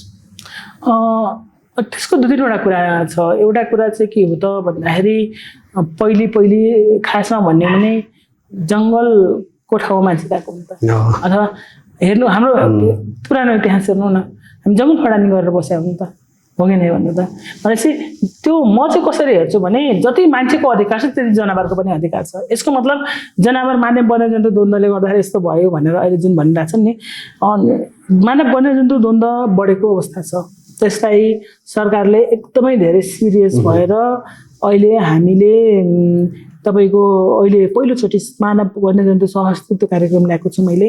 किन भन्दाखेरि एउटा चाहिँ हामीले जनावरको प्याटर्न अथवा अवेरनेस नभएर द्वन्द्व बढिरहेको छ। अर्को कुरा चाहिँ हाम्रो जुन क्राइटेरिया जुन एरियामा बस्नुपर्ने हो जनावरहरू बाहिर गइरहेछन् किन गइरहेछन् त भन्दाखेरि उहाँहरूको वासस्थानमा पनि कमी आएको छ। त्यसलाई मेन्टेन गर्नको लागि मैले मेरो 2-3वटा लक्ष्यहरू लिएर गएको छु। एउटा चाहिँ प्रत्येक प्रोभिन्समा चाहिँ एउटा हामीले चाहिँ प्राणी उद्यानहरू अथवा जुलोजिकल पार्कहरू अथवा स्याङ्चुरी मोडलमा वर्कआउट गर्ने भन्ने लक्ष्यका साथ गइरहेको छु। त्यसले पनि केही मिटिगेट जस्तै कुनै ठाउँमा बढी भयो भने त्यो कुराहरूलाई चाहिँ हामीले त्यसरी स्थानान्तरण गर्न सकिन्छ। अर्को कुरा चाहिँ के भइरहेछ त भन्दाखेरि हामीले अवेरनेस कार्यक्रममा पनि साँच्चैकै ध्यान दिनुपर्ने अवस्था छ। त्यसलाई कसरी मिटिगेट गर्ने भन्ने कुरा किनकि रुखभित्र जङ्गलमा नजाऊ भनेपछि तर जनताहरूले त मान्नुहुन्न गइदिनुहुन्छ उहाँहरूको बाध्यता पनि हो। किन भन्दाखेरि हिजोको दिनमा त त्यो त्यहाँको समुदाय त्यही जङ्गलमा निर्भर थियो होइन। धेरै कुराहरूले गर्दाखेरि यो कुराहरूलाई अवेरनेस गर्नुपर्छ। त्यसका निमित्त मैले सबैभन्दा बढी अहिले वन्यजन्तु द्वन्द्वलाई चाहिँ कसरी मिटिगेट गर्ने भनेर हामीले यो मानव वन्यजन्तु द्वन्द्व व्यवस्थापन गर्नको लागि समिति नै गठन गरेका छौँ। उनीहरूले पनि वर्कआउट गर्दैछ। अब त्यसको इम्प्लिमेन्टेसन फेजमा जाँदैछौँ र अहिले जुन हिसाबमा चाहिँ हाम्रो बाँदर लगायतको कुराहरू पनि भइरहेछ उहाँहरूको लागि पनि कसरी मिटिगेट गर्ने भन्ने कुराहरूमा चाहिँ गइरहेछौँ। यति भनिराख्दाखेरि मैले चाहिँ जनता अथवा जनताको अप्सनमा जनावर हो कि जनावरको अप्सनमा जनता भन्दाखेरि पिपुल फर्स्ट नै भएर जानुपर्छ। जबसम्म हाम्रो जनताहरूले चाहिँ त्यसको अनुभूति गर्नुहुन्न उहाँहरूको खेतीपाती जोगिँदैन तबसम्म त यतातिर त धेरै नै लस भइसक्छ नि त। त्यसलाई कसरी मिलाउने जनावरको जुन वासस्थानलाई पनि असर नगर्ने हिसाबमा यता पनि हाम्रो चाहिँ जुन हाम्रो किसानहरूको प्रोडक्टलाई पनि नबिग्रिने हिसाबमा कसरी काम गर्न सकिन्छ त्यसको चाहिँ काम गरिरहेको छौँ र त्यसका निमित्त हाम्रो अहिले महावीर पुन मन्त्रीज्यूले पनि त्यसमा मलाई सहयोग गरिराख्नु भएको छ। नभए त हामी कहाँ त अहिले संसदमा सबैभन्दा चाहिँ एकदम प्रखर रूपमा चाहिँ प्रकट हुने मुद्दा भनेको यो हुन्छ नि अब कृषि हानिकारक वन्यजन्तुहरू घोषणा गर्नु पर्यो, केहीलाई चाहिँ हुन्छ मार्ने नमार्ने भन्ने कुरामा चाहिँ निर्णय गर्ने अधिकार चाहिँ कृषकलाई दिनु पर्यो भन्ने खालको कुरा पनि उठिरहेको छ नि। त्यसमा पनि वर्कआउट हुँदैछ। अब केही कुरा बाँदर बँदेल लगायतको कुराहरूलाई त कृषि हानिकारक वन्यजन्तुमा घोषणा पहिले पनि घोषणा गरिसकेको छ, अहिले मात्र होइन। यो कन्जर्भेसनको पार्टमा जस्तो हामी कहाँ चाहिँ एनटिएनसी पनि छ होइन। अब त्यसले चाहिँ अब ग्लोबल्ली आफ्नो रिप्रेजेन्टेसन कति गर्न सकेको छ भन्ने कुरा त्यो चाहिँ अब एउटा व्यक्ति जस्तो मन्त्रीले गएर चाहिँ त्यहाँ रिप्रेजेन्ट गर्दाखेरि त्यसको सारा लाइमलाइट आउनु कुरा एउटा कुरा हो। तर त्यस्ता संस्थाहरू पनि छन् नि, वर्षौँदेखि बनिरहेका संस्थाहरू, ती संस्थाहरू चाहिँ आफ्नो उपस्थिति चाहिँ किन यसरी चाहिँ हाम्रो चाहिँ ग्लोबल्ली चाहिँ त्यो एउटा चाहिँ फुटमार्क चाहिँ राख्न किन सकेनन् होला मन्त्री खासमा? एउटा त हामीले जहाँ पनि असर गरेको भनेको हाम्रो अस्थिर राजनीतिक जुन हिसाब थियो नि त, राजनीतिक रूपमा अस्थिरता थियो, त्यसले पनि प्रभाव पारेको जस्तो लाग्छ। किन भन्दाखेरि जहाँ जति गए पनि जुनसुकै सङ्घ संस्थाहरूले काम गर्दाखेरि पनि त्यसको प्रत्यक्ष प्रभाव भनेको राजनीतिक परिवर्तन पनि हो जस्तो लाग्छ। हामीले विभिन्न समयमा नेतृत्व परिवर्तन हुने अनि छोटो समयमा चाहिँ काम एउटा योजना तपाईँले एउटा समयसम्म इम्प्लिमेन्ट गर्नको लागि त 2-3 महिनाले पुग्दैन, त्यसको लागि टाइम टेकिङ हुन्छ। तर एनटिएनसीले अरू संस्थाभन्दा तपाईँले विश्वमा राष्ट्रिय प्रकृति संरक्षण कोष भन्नु भने एकदम युनिक हो। गभर्मेन्टले छुट्टै संस्था स्थापना गरेर त्यसको लिगेसी हेर्नुभयो भने त एकदमै राम्रो छ क्या। त्यसको लिगेसीहरू, त्यसको इतिहास हेर्नुभयो भने राजाको पालादेखि नै इस्टाब्लिस भएको अर्गनाइजेसन हो। त्यसले एउटा छुट्टै प्रभाव पारेको छ र त्यसले चाहिँ सफल मोडेल हेर्नुभयो भने सक्सेसफुल मोडेल पनि छ। तपाईँले एक्याप हेर्नुहोस्, अनि हाम्रो जति पनि जुलोजिकल पार्कहरू हेर्नुहोस्, यसरी प्राणी उद्यानहरू, जूहरू हेर्नुहोस्, सबै हेर्नुभयो भने एकदमै राम्रो गरिराखेको अवस्था छ। यद्यपि यसलाई चाहिँ अझै राम्रो गर्न चाहिँ सकिन्थ्यो र अरू सङ्घ संस्थाहरूले पनि गर्नुभएको छ। अहिले हेर्नुभयो भने कन्जर्भेसनमा एनटिएनसीले दिएको योगदान चाहिँ साँच्चीकै महत्त्वपूर्ण छ। त्यसमा चाहिँ मैले मात्र होइन, तपाईँ विश्वभरि नै त्यसले चाहिँ काउन्ट गर्ने मान्छेहरू पनि हुनुहुन्छ, त्यसलाई चिनेको मान्छेहरू पनि हुनुहुन्छ। अहिले सबै संस्थाहरू लसमा गइराखेको अवस्थामा सबै संस्थाहरू चाहिँ सरकारमाथि ल है म त सकेन हामीले दिनु पर्यो भन्ने अवस्थामा इभन उहाँहरूले कोभिडको टाइममा पनि इन्डिपेन्डेन्ट भएर सेल्फ सस्टेन अर्गनाइजेसन भएर चाहिँ चलाउनु भएको छ भनेपछि त्यही मात्र एउटा संस्था हो जहाँ चाहिँ सरकारको 1 रुपियाँ पनि जाँदैन, तर उस सेल्फ सस्टेन छ कि त्यसरी काम गरिरहेछ। सो यसलाई अझै राम्रो बनाउनको लागि हामी वर्कआउट चाहिँ अर्को यो सस्टेनेबल चाहिँ हाम्रो अर्गनाइजेसन कुराकानी गर्दाखेरि यो जडीबुटीको पनि प्रशासन केन्द्रको पनि निकै चर्चामा आउँछ। यो जस्तो हाम्रो चाहिँ यहीँको हामीले औषधि कति उत्पादन गर्न सक्छौँ भन्ने कुरामा चाहिँ प्रश्नहरू भइरहँदाखेरि, बहसहरू भइरहँदाखेरि हाम्रै चाहिँ वनबाट पैदावारहरूबाट आएका जडीबुटीहरूलाई पनि हामीले प्रशोधन गरेर चाहिँ त्यो बिक्री गर्न सक्दो रहेछौँ भन्ने कुरा त देखियो नि होइन। अहिले हेर्नुभयो भने नेपालको नन टिम्बर प्रडक्ट जुन जडीबुटीहरू वन पौधाहरू छ नि लगभग 20 अर्ब जतिको एक्सपोर्ट हुन्छ। होइन हामीले चाहिँ निर्यात गर्दै रहेछौँ क्या। त्यो सम्भावना रहेछ नि, त्यो सम्भावना होइन। प्रत्येक साल हाम्रो नन टिम्बर भनेको अहिलेको रेकर्डमा चाहिँ इन्फर्मली त कति जान्छ थाहा छैन, तर फर्मली लगभग 20 अर्ब जतिको चाहिँ निर्यात गर्दो रहेछ। जडीबुटी पनि लसमा छैन। जडीबुटी चाहिँ के हो भने अझै जति गर्नुपर्ने त्यति चाहिँ गरेको छ। जडीबुटी चाहिँ हाम्रो लसमा होइन। त्यस्तो तपाईँको आन्दोलनको बेला जम्मै जलाइदिएको थियो नि, फेरि त्यस्तो रिभाइभ भएर आएछ क्या। तर 2-3वटा त्यहाँ चाहिँ टेक्निक केही समस्याहरू चाहिँ छन्। जति उत्पादन गर्नु पर्ने त्यति जडीबुटी उत्पादन गर्न सकेको छैन। अहिले मैले केही कुराहरू, केही प्रडक्टहरू जस्तै विषादीको रिप्लेसमेन्ट गर्ने ठाउँ छ त्यहाँ। हामीले विषादीको रिप्लेसमेन्ट गरेर हामीले रसादीहरू उत्पादन गर्दैछौँ होइन। त्यो कुरा चाहिँ अलरेडी त्यहाँ चाहिँ जस्तै हाम्रो किरा लाग्ने ठाउँमा सन्चोहरू हालेर गर्दो रहेछ। किसानहरूबाट त्यो काम भइरहेछ होइन। त्यो कुराहरू चाहिँ ब्रान्डिङ गर्न सकिरहेको अवस्था छैन। अनि जडीबुटीकै जग्गामा पनि हामीले खेतीपाती मैले के भेटाएँ भने यस्तो अझ हामी 21औं शताब्दीमा छौँ। किसानको टेक्नोलोजी बढेर एकदमै धेरै गइसक्यो, तर अझै पनि त्यो जडीबुटीले चाहिँ यस्तो त्यो 18औं शताब्दीको जस्तो खेतीपाती गरिरहेछ भनेको न ट्र्याक्टर छ, न केही छ, न केही छ।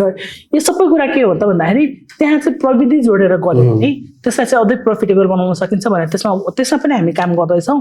अब त्यसको प्लानिङ, अब नयाँ बजेट अनुसारको प्लानिङ चाहिँ गर्दैछ। त्यसमा चाहिँ प्रविधिहरूलाई जोडेर हुन्छ कि विभिन्न सङ्घ संस्थाहरूसँग पनि मैले सहकार्य गर्दैछु। हाम्रो नेपाल सरकार मात्र भएन, हाम्रो चाहिँ विभिन्न UN एजेन्सिजहरूसँग पनि कोअर्डिनेसन कोलाबोरेसन हुन्छ नि त। त्यसमा पनि उहाँहरूलाई चाहिँ जडीबुटीमा पनि कसरी लगानी गर्न सकिन्छ, अरू सङ्घ संस्थाहरूसँग पनि हामीले वर्कआउट गरिरहेछौँ। त्यसलाई चाहिँ जसरी DDTलाई हामी प्रमोट गरिरहेछौँ, अब जडीबुटीलाई पनि त्यसको सबै योजनाहरू बनिसकेको छ। अब त्यसरी वर्कआउट गरेर अगाडि बढ्छौँ। अब अलिकति राजनीतिभन्दा अलिक फरक बाटोतिर आउँला होइन। अब कञ्चनपुरबाट गीता चौधरीहरू जन्मिनलाई चाहिँ एउटा गीता चौधरीको जन्म भइसकेको छ, अन्य गीता चौधरीहरू जन्मिनका लागि चाहिँ कतिको चुनौतीपूर्ण हुन्छ? गीता चौधरी जन्मिनलाई त धेरै चुनौती छ। एउटा कुरा चाहिँ के हो भने, म जसलाई पनि के भन्छु भने, तपाईँहरूको जुन सपना छ नि, जुनसुकै सपना, सानो ठुलो सपना होस्, त्यो सपना मात्र हेर्नु होला। त्यो जुनुन भन्छ नि, पागलपन्थी के, त्यो पागलपन्थी चाहिँ चाहिन्छ। गीता चौधरी भनेको मैले यहाँसम्म पुग्नको लागि मैले केही पनि हेरेन क्या। म के थियो त्यो त भन्दाखेरि, मैले यो समुदायको मुद्दा अथवा मैले जुन कुरा भोगेको छु त्यो मेरो अर्को जेनेरेसनले, अर्को पुस्ताले, मेरो दिदी बहिनीले, मेरो वरिपरिको महिलाहरूले भोग्न नपरोस् भन्नका लागि मैले आजको दिनसम्म यो कुनै ठाउँमा जब इन्टरभ्यू दिएको छु। किन दिएन भन्दाखेरि त्यो मलाई त्यहाँ बाधक बन्छ कि भनेर मैले जागिर त मैले कहिले हेर्दै हेरेन। अनि मलाई चाहिँ मेरो मम्मीले भनेको याद छ क्या, मम्मी बुवा सबैजनाले नै भन्नुहुन्थ्यो, तिमी पढ्नमा पनि राम्रो छौ, सबै कुरा छ। अनि पछि म लको लाइसेन्स लिइसकेपछि पनि भन्नुहुन्थ्यो, तिम्रो साथीहरू गाडीमा चढेर आउँछन्, तिमी किन काम गर्दैनौ? मैले भने मेरो मम्मी बुवालाई चाहिँ जब गरोस् भन्ने थियो, लोकसेवा निकालोस्, जागिर खाओस्, ऊ सेटल होस् भन्ने थियो। म चाहिँ कसरी सोच्थेँ भन्दाखेरि, समाजको मुद्दा उठाउनको लागि समाजमा जुन कुरा गर्नका निमित्त चाहिँ कोही न कोही हुनपर्छ। मैले गरेन भने कसले गर्छ त होइन। त्यसका निमित्त मैले के गरेँ त भन्दाखेरि, त्यो मैले केही हेरेन क्या, दायाँ बायाँ केही हेरेन। त्यो एडभोकेसी मुद्दा जहाँ समस्या पऱ्यो त्यही गरेँ। र त्यो गर्नका निमित्त मेरो एउटै जुनुन थियो, त्यो पागलपन्थी नै हो। त्यो पागलपन्थी चाहिन्छ जसलाई पनि त्यही भन्छु। तपाईँको जुन लक्ष्य छ, तपाईँलाई डक्टर बन्नु छ भने पागलपन्थी चाहिन्छ, त्यसले पैसा चाहिन्छ, यो चाहिन्छ, सपोर्ट चाहिन्छ भन्दाखेरि आफ्नो त्यो इनर विललाई चाहिँ स्ट्रङ बनाउनु पर्छ जस्तो लाग्छ। सँगसँगै चाहिँ के हो त भन्दाखेरि, त्यसका निमित्त चाहिँ प्रिपरेसन चाहिन्छ। भनेको म नेता बन्नको लागि मलाई के चाहिन्छ भन्दा, मलाई कसैले कानुन पढ्नुपर्छ भने मैले पढेँ, अथवा तिमीले यो प्रिपरेसन गर्नुपर्छ, तिमीले कुन पोजिसनको लागि तयारी गर्छ, त्यो पोजिसनमा चाहिँ प्रिपेयर्डनेस पनि चाहिन्छ क्या। त्यो प्रिपेयर्डनेस चाहिँ भएन भने त्यो मनको लड्डु घिउसँग खाने जस्तै हो क्या। त्यो सबैको लागि चाहिँ जे कुरा पनि कुनै योजना बनाउँदै हुन्छ त्यसको लागि चाहिँ स्टेपमा तयारी चाहिन्छ। त्यसको निम्ति तपाईँले के गर्नुभयो भन्ने कुरा हो होइन। अब मैले अस्ति म मन्त्री भइसकेपछि म कहाँ 5-6 जना कमलरी बहिनीहरू भेट्न आउनुभयो क्या। अनि उहाँहरूले कुरा गर्दै जाँदाखेरि दिदी हामी कहाँनिर ल्याकिङ भइरहेको छौँ भनेर उहाँले सोध्नुभयो क्या। अनि मैले त्यो सोद्धाखेरि चाहिँ मैले के भने, मैले यहाँसम्म पुग्नको लागि मैले जे गरेको छु म तिमीलाई सिकाउँछु भनेको के हो त भन्दाखेरि, सबैको एउटा कुनै न कुनै प्रोसेस छ क्या, एउटा प्रक्रिया छ। त्यो प्रक्रिया चाहिँ आफूले त्यो तयारी चाहिँ गर्नुपर्छ। तपाईँ लोकसेवा दिँदै हुनुहुन्छ भने तयारी नगरिकन त पास हुनुहुन्न नि त। त्यसका निमित्त तपाईँले पढ्नुपर्छ, विषयवस्तुमा ज्ञान हुनुपर्छ, सबै कुरा हुनुपर्छ। र मैले अहिले धेरैजना जस्तो मैले मेरो फेलो नेतृत्व गर्ने नेतृत्व साथीहरू, महिला साथीहरूलाई भन्छु होइन। अब कस्तो हुन्छ भन्दाखेरि, कहिलेकाहीँ चाहिँ अस्तिसम्म चाहिँ एकचोटि अवसर चाहिँ कहिलेकाहीँ हामीले यो आरक्षणका कारणले अरू कारणले मान्छेहरू पायो भन्छन् होइन। तर अवसरले एकचोटि पाइहाल्यो रे भने पनि त्यसलाई सस्टेन गर्नका लागि अगाडि बढ्नु पर्यो। अब जेनरली के हुन्छ त भन्दाखेरि, गाउँघरतिर चाहिँ अहिलेसम्म हामीले महिलाहरूलाई कसरी आएको देखियौँ त भन्दाखेरि, पुरुष कसैको श्रीमान चाहिँ राजनीतिमा हुनुहुन्थ्यो, महिलाहरू चाहियो मेरो श्रीमतीलाई गरिदिनुहोस्, अथवा हामीले चाहिँ कसैको बुवाहरू पोलिटिक्समा हुन्थ्यो, कसैको दाइहरू पोलिटिक्समा हुन्थ्यो, अब उहाँहरू अवसर पाउनु भएन मेरो बहिनीलाई दिदीलाई गरिदिनुहोस्। तर म चाहिँ त्यस्तो मान्छे होइन। मेरो घरमा कोही पोलिटिसियन छैन, मेरो श्रीमानपट्टि पनि कोही पोलिटिसियन हुनु, म सिङ्गल आफै पोलिटिक्समा किन आएँ त भन्दाखेरि मलाई कसैले म सेल्फ मेड हो भनेको।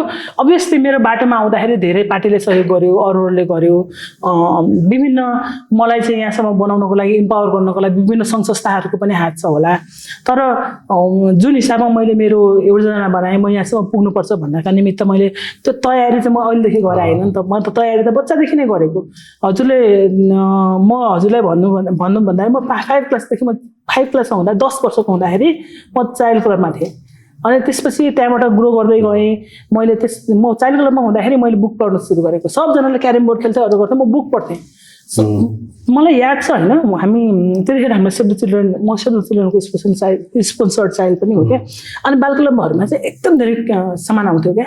सब केटाकेटीहरू चाहिँ कसैले के भन्छ फुटबल खेल्न खोज्थे, कसैले क्यारम बोर्ड खोज्थे, त्यो हुन्छ नि त। तर म चाहिँ यति धेरै बुक लिएर आउँथेँ क्या, अन्त बुक पढ्थेँ क्या मैले। त्यसरी ठुलो हुँदै जाँदाखेरि पनि हामी बाल क्लबमा अलि भनेपछि युवा क्लबमा जाने बेला भइसकेको थिएको होला। त्यतिखेर चाहिँ हाम्रो लाइब्रेरी बनाइदिन्थ्यो क्या। अनि जबसम्म संस्थाले पैसा दिन्थ्यो तबसम्म भाडा तिर्दिन्थ्यो। अनि अरू कुराहरू चाहिँ अब त्यो डिजल्भ हुने बेलामा अथवा त्यो भाडा तिर्न नसक्ने अवस्थामा त घर लैजान्थे। सबैजनाले चाहिँ के लैजान्थे, म चाहिँ किताब बोकेर जान्थेँ। भनेपछि यो सबै कुराको चाहिँ काम गर्दै आएँ। अलि ठुलो हुँदाखेरि पनि मैले चाहिँ एकदम धेरै पढ्थेँ विषयवस्तुमा। यो सबै कुराले गर्दाखेरि त्यो वर्कआउट भएर त्यो कमलरी दिदीबहिनीहरू चाहिँ अहिले जुन मुक्त कमलरी दिदीबहिनीहरूसँग पनि मैले विभिन्न साथीहरूसँग कुरा गर्दाखेरि मैले के भने त भन्दाखेरि यदि तिमी नेता बन्ने अथवा तिमीले चाहिँ कुनै नेतृत्व गर्न खोजिरहेछौ भने त्यसको ठुलो तयारी चाहिन्छ। एउटा चाहिँ मानसिक रूपमा तपाईँ तयार हुनुपर्छ, फिजिकल्ली तपाईँ तयार हुनुहुन्छ, सबै हिसाबमा तपाईँले चाहिँ नलेज बिल्डिङमा तपाईँ तयार हुनुपर्छ। यो कुराको लागि चाहिँ प्रिपेयर्डनेस चाहिन्छ। अर्को जस्तो यही कुरामा जोड्न चाहन्छु, हामीले बाहिरबाट हेर्दाखेरि त एउटा रुख ठुलो चाहिँ उभिएकोमा देख्छौँ, तर त्यसको जरा कति तलसम्म पुगेछ भने देखिँदैन नि होइन। सायद गीता चौधरीको हकमा पनि त्यही देख्यो होला नि, मान्छेले चाहिँ फलेको फुलेको मात्रै देख्यो, तर उहाँले गर्नुभएको सङ्घर्ष, उहाँले पार गर्नुभएको समयको चरण भन्ने कुरा चाहिँ अब यो किन मैले जोड्न खोजेँ भन्दा जस्तो गीता चौधरीको ठाउँमा कोही गोपाल बहादुर चौधरी हुन्थ्यो भने अलिक सहिलो हुन्थ्यो कि भन्ने कुरो। हाम्रोमा महिलाहरूलाई अलिक अप्ठ्यारो छ कि भन्नु हजुर। अब महिलाहरूलाई कतिसम्म अप्ठ्यारो थियो भन्दाखेरि हामी अब मेरो पारिवारिक पृष्ठभूमि हेर्नुभयो भने हामी 7 जना दिदीबहिनी 1 जना भाइ हो क्या। भनेको के भने 7 जना दिदीबहिनी 1 जना भाइ भने तपाईँले अनुमान गर्न सक्नुहुन्छ। छोरीहरूले चाहिँ अब मैले बच्चैदेखि देखेको चाहिँ कस्तो भन्दाखेरि मैले मेरो मम्मीलाई छोरी पाएकै कारणले एकदमै धेरै हेला सहेको देखेको छु कि। घरमा हजुरआमाले गाली गरेको देखाएको छु, गाउँमा पनि गाली गरेको देखाएको छु। छोरी छन्, भोलि पर्सि दुःख देलान् भन्ने पनि देखेको छु। तँलाई कसले पाल्छ भनेको पनि देखेको छु। यो सबै देखिराख्दाखेरि मैले आफूलाई छोरी भन्दा पनि म महिला भन्दा पनि म मानिस हो भनेर कहिले कसैले ट्रिट गर्दै जस्तो लाग्छ क्या। र अझै पनि त्यो प्याट्रियार्की चाहिँ चेन्ज भएको छैन जस्तो लाग्छ कि, त्यो मानसिकता चाहिँ चेन्ज भएको छैन जस्तो लाग्छ मलाई। तिमी त निपुत्री हो भनेर मेरो मम्मीलाई एभ्रिडे जस्तो अलवेज त्यो जहिले पनि त्यो भनेको देख्दाखेरि चाहिँ कतिपटक मैले रोको देखाएको छु होइन। त्यो देख्दाखेरि चाहिँ मलाई के अहिलेसम्म पनि के हुन्छ त भन्दाखेरि मैले एउटा ठेगो नै छ कि मसँग। कसैले तिमी महिला हो, केही गर्नु पऱ्यो, महिलाहरू अगाडि जानुहोस्, के गर्नु पऱ्यो भने त्यो भनेको त कस्तो हुन्छ नि, कहिलेकाहीँ त्यो शब्दहरू चाहिँ होच्याउने शब्द बन्दो रहेछ क्या। कहिलेकाहीँ हामी अहिले जातको कारणले होच्याउने शब्द, अन्य कारणले, महिला भएकै कारणले होच्याउने त्यो शब्द देख्दाखेरि चाहिँ नर्मल लाग्छ। तर तपाईँले डिप इनसाइड जानुभयो भने त साँच्चै त्यो त हेपेको जस्तो लाग्छ नि त। अनि त्यो सबै देख्दाखेरि चाहिँ हामी यहाँसम्म आउनका लागि सायद त्यो सङ्घर्ष, त्यो महिला भएकै कारणले भएको सङ्घर्ष कहीँ कता अहिले पनि रिफ्लेक्ट हुन्छ। अहिले म मन्त्री पोजिसनमा हुँदाखेरिसम्म पनि मैले त्यो खासखुस गरेको देखाएको छु। मैले यहाँ मन्त्री भइसकेपछि विभिन्नवटा कुरामा चाहिँ हेरेको छु कि यो मान्छेको नलेज कति छ, यो मान्छेले त्यो काम किन गर्यो भन्दा पनि मैले फिल गरेको कुरा चाहिँ त्यो मान्छेले त आफैले डिसिजन गर्छ होला र, अथवा उसको सेल्फ डिसिजन होला र भन्नेसम्मको त्यो कहीँ न कहीँ त्यो इन्साइट छ क्या। अनि मैले त एउटै कुरा चाहिँ के भन्छु भन्दाखेरि आजको समय गीता चौधरीलाई यहाँसम्म पुर्याउनुको लागि म एक्लै आएँ भने म मन्त्री बन्दाखेरि पनि मेरो डिसिजन मैले नै लागू गर्ने हो, मलाई कसैले केही भन्नु पर्दैन। त्यसरी हेरिदियोस्, त्यो स्ट्रङ मान्छे हो है, त्यो चाहिँ आफ्नो डिसिजन आफै गर्न सक्छ भन्दा पनि समुदायको कारणले, महिला भएकै कारणले अनि अरू भएकै कारणले अहिले पनि शङ्का गर्छन् भनेपछि आफै तपाईँले यो सङ्घर्ष आफैले अनुमान गर्न सक्नुहुन्छ। मन्जुले अब सङ्घर्षको कुराकानी गर्नुभयो तब, तर महिलालाई हुन्छ नि अब आगामी पुस्ताका महिलाहरूलाई नेपालको राजनीतिमा आऊ भनेर चाहिँ तपाईँ इन्डोर्स गर्नुहुन्छ यतिका च्यालेन्जका कुराकानी गरिरहँदाखेरि पनि? जति धेरै च्यालेन्ज लिनुभयो नि त्यति धेरै परिवर्तन आउँछ क्या। महिलाहरूले अहिले हामीले तपाईँले देख्नुभयो होला अहिलेको मन्त्री परिषदमा लगभग राम्रै उपस्थिति छन् त महिलाहरूको, भनेपछि यही हो कि परिवर्तन भनेको। तपाईँले अब चाहिँ महिलाहरूले पनि मन्त्री चाहिँ स्ट्रङली चलाउन सक्छ भन्ने एउटा नेरेटिभ त सेट भएको छ नि त। अथवा अहिले सांसद हेर्नु त कतिजनाले प्रत्यक्ष टिकट पाउँछन् महिलाहरू। अहिले प्रत्यक्ष टिकट मात्र होइन कि महिलाले पनि जित्न सक्छ भन्ने त्यो नेरेटिभ भनेको पहिले महिलाले टिकट पाउनुको लागि चाहिँ ठुलो कुरा थियो भने अहिले महिला पनि जित्न सक्छ भनेको अब जेन्डर भन्ने कुरा चाहिँ मिनिमाइज हुँदैछ क्या। अब भनेको मान्छे हो है, महिला पुरुष भन्दा पनि ऊ सक्षम छ कि छैन भन्ने कुरा हो होइन। तपाईँ अरू पनि विश्वमा अरू देश पनि हेर्नुभयो भने पनि विकसित देशहरूमा पनि पोलिटिक्समा महिलाहरू बढी छन्। यसको मतलब के हो भने महिलाहरू चाहिँ मल्टी म्यानेजमेन्टमा चाहिँ क्यापेबल हुन्छन् भन्ने कुरा देखाइरहेको छ। उहाँहरूले परिवार पनि हेर्न सक्नुहुन्छ। म एकदमै ढुक्कका साथ म अबको आउने पुस्तालाई के भन्छु भने तपाईँहरूको नट ओन्ली पोलिटिक्स, यदि तपाईँले चाहिँ जति च्यालेन्ज दिनुभयो त्यति धेरै बााउन्स त्यो ब्याक गर्न सक्नुहुन्छ होइन। जति पर त्यो भित्तामा बल फाल्नु भयो नि त्यति चाँडो त्यो आउँछ नि त। त्यसैले जहाँ सङ्घर्ष छ, जहाँ च्यालेन्ज छ त्यो कुराले नै प्रतिफल दिन्छ। अलिकति दुःख होला तर आउनुपर्छ। अलिकति व्यक्तिगत जीवनको कुरा गर्नु अघि यहाँले भनेर मेरो व्यस्तता कति छ भनेर अलिक थोरै भनिसक्नुभयो। त्यो व्यस्तताका बिच पनि जस्तो हुन्छ नि मन्त्रालय सम्हाल्नेदेखि लिएर आफ्नो घर परिवारलाई समय दिने हुन्छ नि त्यो कसरी मिलेर अहिले त खाटै भन्नुपर्दा म राइट एक्टिभिस्ट भएको हुनाले भनेको मेरो बहिनीहरूले भन्नुहुन्छ तिम्रो बच्चाको पनि चाइल्ड राइट हुनु हुँदैछ, कसले हेर्छ भन्नुहुन्छ होइन। मेरो बहिनीहरूले चाहिँ हेरिरहेको छ, कहिलेकाहीँ चित्त त दुख्छ एउटा आमा भएको कारणले। मेरो बच्चा 5 वर्षको छ र उसले चाहिँ म निस्किँदा ऊ सुतिर हुन्छ, म आउँदा सुतिसके हुन्छ होइन।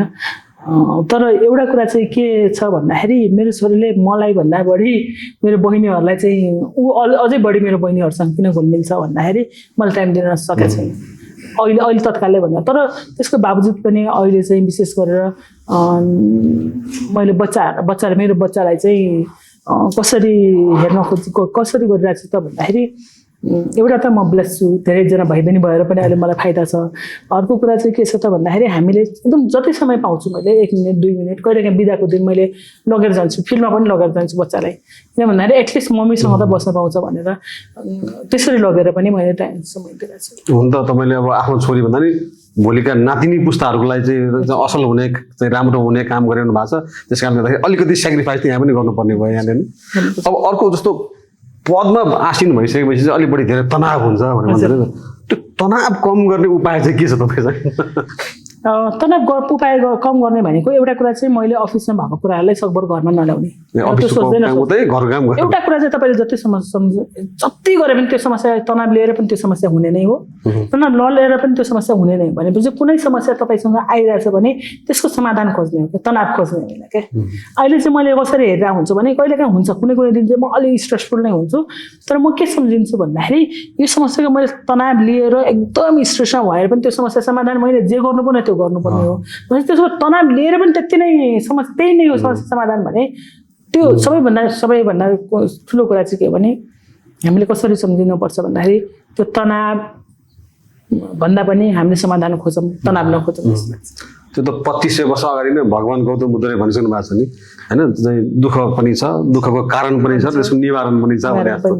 मलाई पहिले अझै अलिक गाह्रो हुन्थ्यो, पछि चाहिँ मैले बिचमा विपसना पनि अलिअलि विपसना प्र्याक्टिस गरेर आउँछु।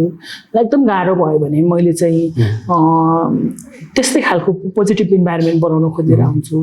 अनि त्यसै गरेर चाहिँ हामीले विभिन्न प्रवचनहरू सुनेर आउँछु मैले बिहान सकभर नराम्रो कुराहरूलाई मैले अभोइड गरेर हुन्छ यस्तै त हो नि भनेर र मलाई सबैभन्दा बढी अहिले चाहिँ जुन हाम्रो विपස්සनाले चाहिँ मलाई साँच्चैको सहयोग गरेको छ।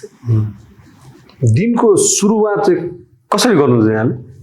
दिनको सुरुवात चाहिँ छोरीसँगै हुन्छ भनेको मसँगै कहिलेकाहीँ छोरी उठ्छ, छोरीलाई पनि केयर गर्दै अगाडि बढ्ने र उसँग छोरीसँग गफ गऱ्यो भने त्यो उसको बालापनले कति कुराहरू गराउँछ, उसको क्वेसनले पनि त्यो मलाई अरू तनावहरूबाट मुक्त गराइदिन्छ कि म अफिसबाट आयो भने कहिलेकाहीँ चाहिँ छोरीलाई सुत्नु नदियो है भनेर भन्छु कुनै दिन तनाव भयो भने, किनभने उसँग गफ गऱ्यो भने यस्तो मजाको आनन्दको त्यो सबै कुरा सकिन्छ कि उसले कति क्वेसन सोधिरहेको हुन्छ, मैले त्यो स्ट्रेस नै सबै कुरा सकिन्छ।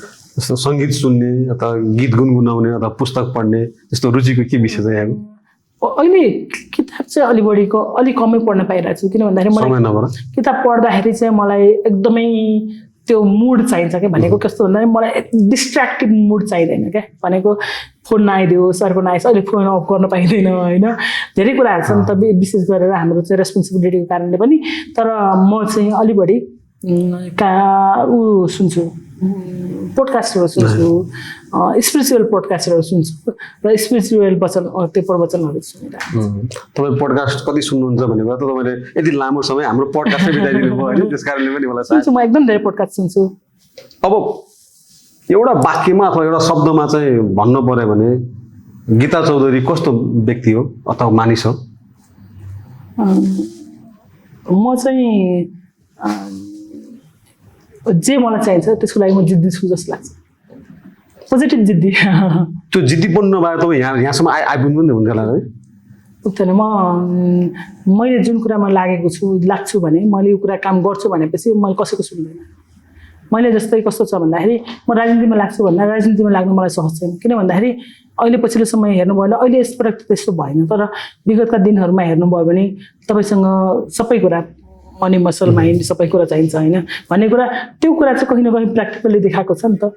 सबै कुराको लागि राजनीतिमा सस्टेन हुनलाई चाहिँ तपाईँको जिद्दी नभएको भए अथवा मैले चाहिँ त्यो हट्टी अथवा मैले यो गर्छु, कसैले के भने तिमीसँग पैसा छैन भने इट्स ओके होइन, मलाई खाना पुगेको छ, तिमी भोलि पर्सि केही भएन के गर्छ, म फकिर भएर हिँड्छु, मतलब म त्यसरी सम्झाएर हुन्छु क्या आफूलाई चाहिँ के हुन्छ त, मलाई लाउन पनि पुगेको छ, खाना पनि पुगेको छ भनेपछि मुद्दामा बोल्नलाई के गाह्रो त नि होइन भनेर भनेको के हो भने मैले 2-3वटा कुरा चाहिँ आफूलाई हेरेको छु।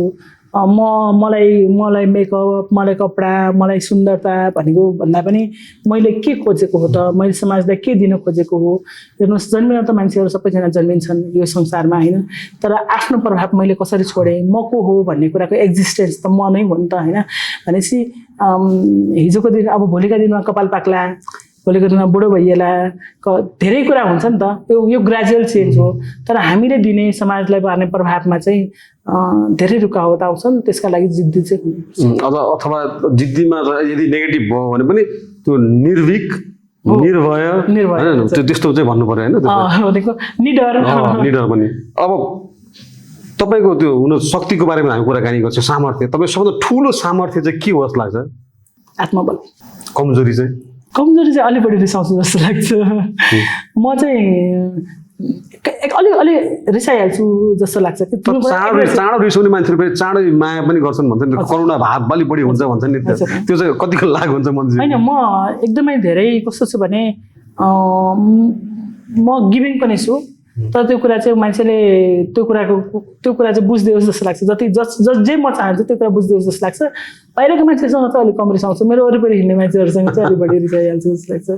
राजनीतिमा सबैभन्दा बढी श्रद्धा गर्ने व्यक्ति को हो यहाँको? अहिलेलाई त रवि लागे छ। मन्त्री नभएको भए यतिखेर चाहिँ गीता चौधरी के गरिरहनु भएको हुन्थ्यो होला? अहिले म चाहिँ कानुन बनाउनका निमित्त थप अध्ययन गरिराखेको हुन्थ्यो होला, अथवा मैले जुन हुन त अहिले मन्त्री भइसकेपछि पनि कानुन बनाउने प्रक्रियामा त छौँ नै, तर अहिले त म सांसद नै हुन्थ्यो होला होइन।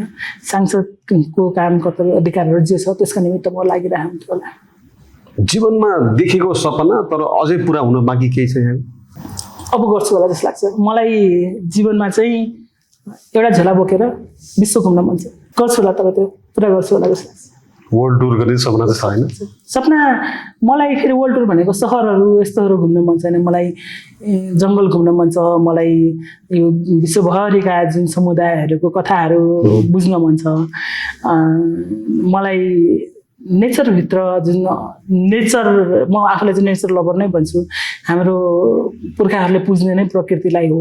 सायद त्यही भएर मेरो एन्सेस्टर जुन कुरा छ, एन्सेस्टरहरूले दिएको कुराहरूलाई त्यसमा चाहिँ डुब्न मन छ। मलाई हाम्रा सामाजिक मुद्दाहरू त ग्रेजुअली चेन्ज होलान्, हामीले मागेका कुराहरू त पुरा होलान्, तर मेरो एकदम डिप इन्साइट भनेको चाहिँ मलाई घुमन्ते भएर घुमन्ते भन्न मन छ। मन छ हजुर। जिन्दगीमा कहिले पश्चाताप गर्नु भयो नि अथवा यो निर्णयमा नगराए हुन्थ्यो भने केही छ भने? अहिलेसम्म त त्यस्तो भएको छैन।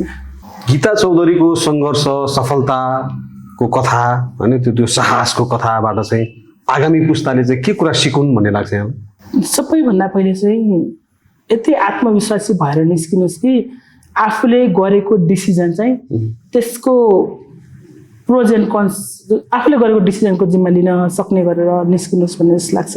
अर्को कुरा चाहिँ तपाईँसँग मैले चाहिँ कसरी हेर्छु भने तपाईँसँग इच्छा शक्ति यति बलियो बनाउनुहोस् कि सायदै मसँग पढ्नको लागि मसँग नै पैसा थिएन।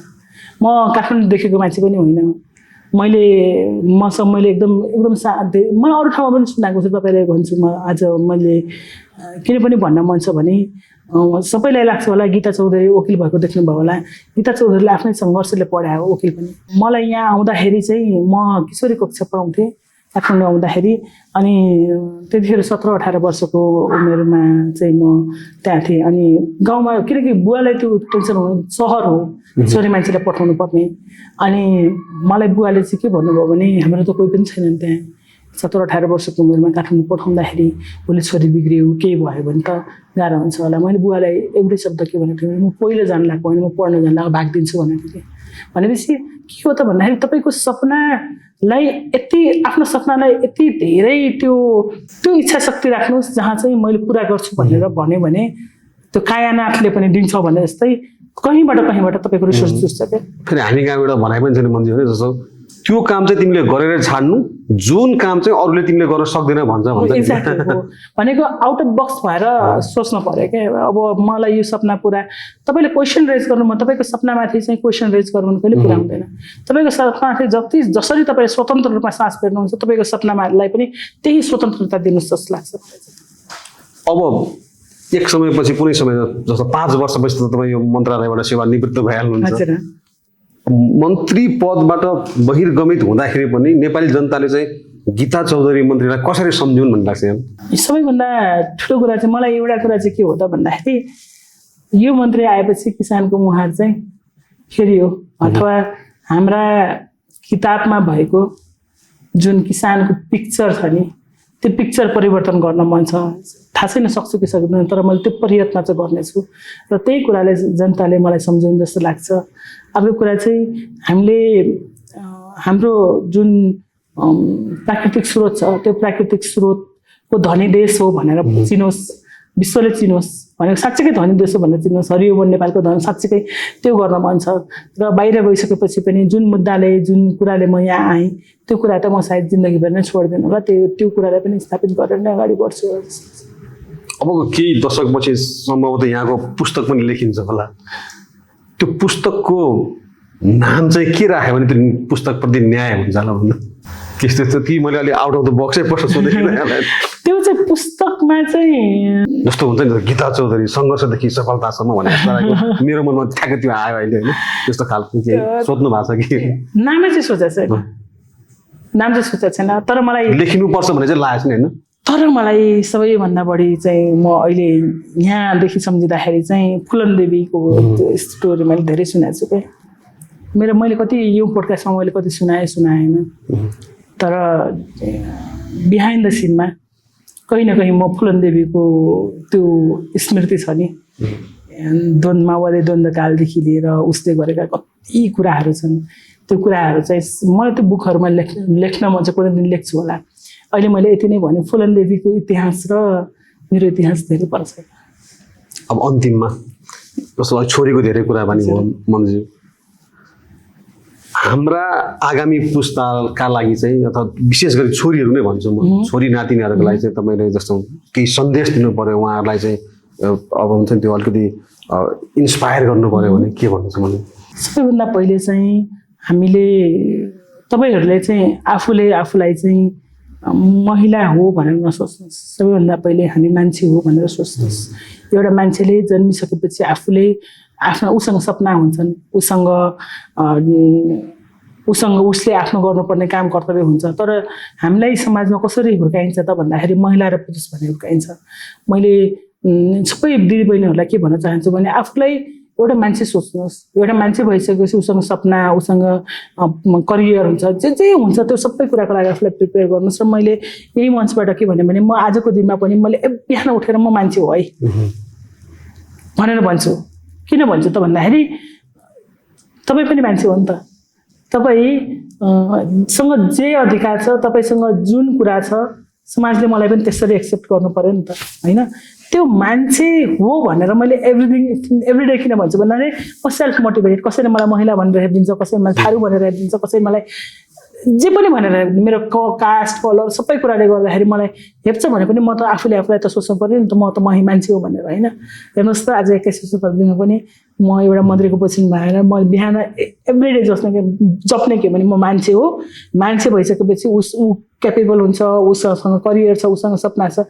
मैले यहाँबाट दिदीबहिनीहरूलाई त्यही भन्न चाहन्छु, तपाईँलाई जति अधिकार पुरुषसँग छ, जति अधिकार तपाईँको भाइ बहिनीसँग छ, जति अधिकार तपाईँको छ, जति अधिकार पुरुषको यो धरतीमाथि छ त्यति अधिकार हाम्रो छ। र जुन दिनसम्म हामी धरतीमाथिको अधिकार क्लेम गर्न सक्दैनौँ, आफूलाई एक्जिस्टेन्स क्लेम गर्न सक्दैनौँ, त्यो दिनसम्म हाम्रो अधिकार प्राप्त हुँदैन। र मलाई एकदमै अब यहाँनिर अब आउट अफ बक्स पनि होला, मलाई एकदमै स्टोरी सुनाउनु। एउटा एकदम मेरो रियल स्टोरी हो कि मैले जहिले प्र्याक्टिस के गर्छु भने आर्थिक, सामाजिक र राजनीतिक अधिकार चाहिँ जबसम्म हुँदैन, सामाजिक र राजनीतिक अधिकारमा नेपाली महिलाहरूले केही न केही अचिभमेन्ट गरेको छ, तर आर्थिक अधिकारमा अझै अचिभमेन्ट गरेको छैनौँ है। तर जबसम्म संसारमा जोसँग स्रोत छ, जोसँग अर्थ छ, त्यही मान्छे धनी होइन त? अमेरिका किन धनी भयो त? नेपाल किन गरिब भयो त? त्यही अर्थ होइन, आर्थिक पाटो होइन। सो नेपालको महिलाहरू आर्थिक रूपमा अझै सशक्त हुनुपर्छ जस्तो लाग्छ। म एजुकेटर पनि हो, म क्याम्पसहरूमा पढाउने मान्छे पनि हो। र पढाउँदाखेरि मैले हुन त म बिजनेस ल पढाउँथेँ त्यतिखेर धेरैवटा क्याम्पसहरूमा। मैले अरू विषय पनि पढाउँथेँ, तर मेरो मेन चाहिँ बिजनेस ल पढाउँथेँ। र मैले त्यहाँ पढाउँदाखेरि फर्स्ट डे मैले सबैजनालाई हात उठाउन भन्थेँ। के हात उठाउनु भने तपाईँहरूलाई थाहा छ हामीसँग छोराछोरीको बराबर अधिकार छ भन्दा सबैजनाले हात उठाउँथे। तपाईँलाई थाहा छ बुवा आमाको सम्पत्तिमाथिको अधिकार बराबरी छ भन्दाखेरि सबैजनाले हात उठाउँथे। तर तपाईँहरूले कतिजना चाहिँ बुवा आमाको सम्पत्तिमा चाहिँ मतलब भाग खोज्नुहुन्छ अथवा बुवा आमाको सम्पत्तिमाथि क्लेम गर्नुहुन्छ भन्दा बोइजहरूको मात्र हात उठ्थ्यो। भनेको पैतृक सम्पत्तिमाथिको अधिकारमा चाहिँ बोइजहरूको मात्र हात उठ्थ्यो। तर त्यस्तो बहिनीहरूको हात उठ्थ्यो, त्यस्तो विद्यार्थीहरूको हात उठ्थ्यो जो चाहिँ एकल सन्तान हो। भनेको महिला विद्यार्थी एकल सन्तान मेरै त हो नि भनेर हात उठाउँदै। र आजको दिनसम्म पनि त्यो छ कि भन्ने मैले यो इक्जाम्पल मैले यो मेरो एभ्री इयर मैले यो प्र्याक्टिस गर्थेँ। हात उठाउनुहोस् त बुवा आमाको सम्पत्तिमाथि, पैतृक सम्पत्तिमाथि कतिजनाले क्लेम गर्नुहुन्छ भन्दा त्यहाँ अब कसैले त म लिँदैन भन्नेवालाको त त्यो छुट्टै कुरा, तर हात बोइजहरूको मात्र उठ्थ्यो क्या। अहिले हामी 21 शताब्दीमा छौँ। र मेरो एउटै कन्सर्न के हो भने आर्थिक, सामाजिक, राजनीतिक रूपमा हामी जबसम्म सशक्त हुँदैनौँ, राजनीतिक रूपमा, आर्थिक, सामाजिक रूपमा त्यो आन्दोलनहरूमा महिलाहरू धेरै फड्को मारिसके। अब आर्थिक आन्दोलनमा चाहिँ जबसम्म हामीले गर्न सक्दैनौँ, यो पाटो पनि ध्यान दिनुपर्ने अवस्था चाहिँ छ। तपाईँले बडा मर्मस्पर्शी कुरा गर्नु मन्जी होइन। यस्तो म पहिला मानव हो भने सोध्नुपर्छ भने त्यो भनेको मतलब चाहिँ तपाईँ कति न्यायपूर्ण सोध्नुहुन्छ भन्ने कुराको त्यो चाहिँ एउटा पटाक्षेप पनि भयो, एउटा उदाहरण पनि यहाँले प्रस्तुत गर्नुभयो। यति चाहिँ हुन्छ नि चाहिँ सुमधुर बाणीका साथमा यहाँले हाम्रा युथहरूलाई, आगामी पुस्ताहरूलाई पनि इन्सपायर गर्नुभयो।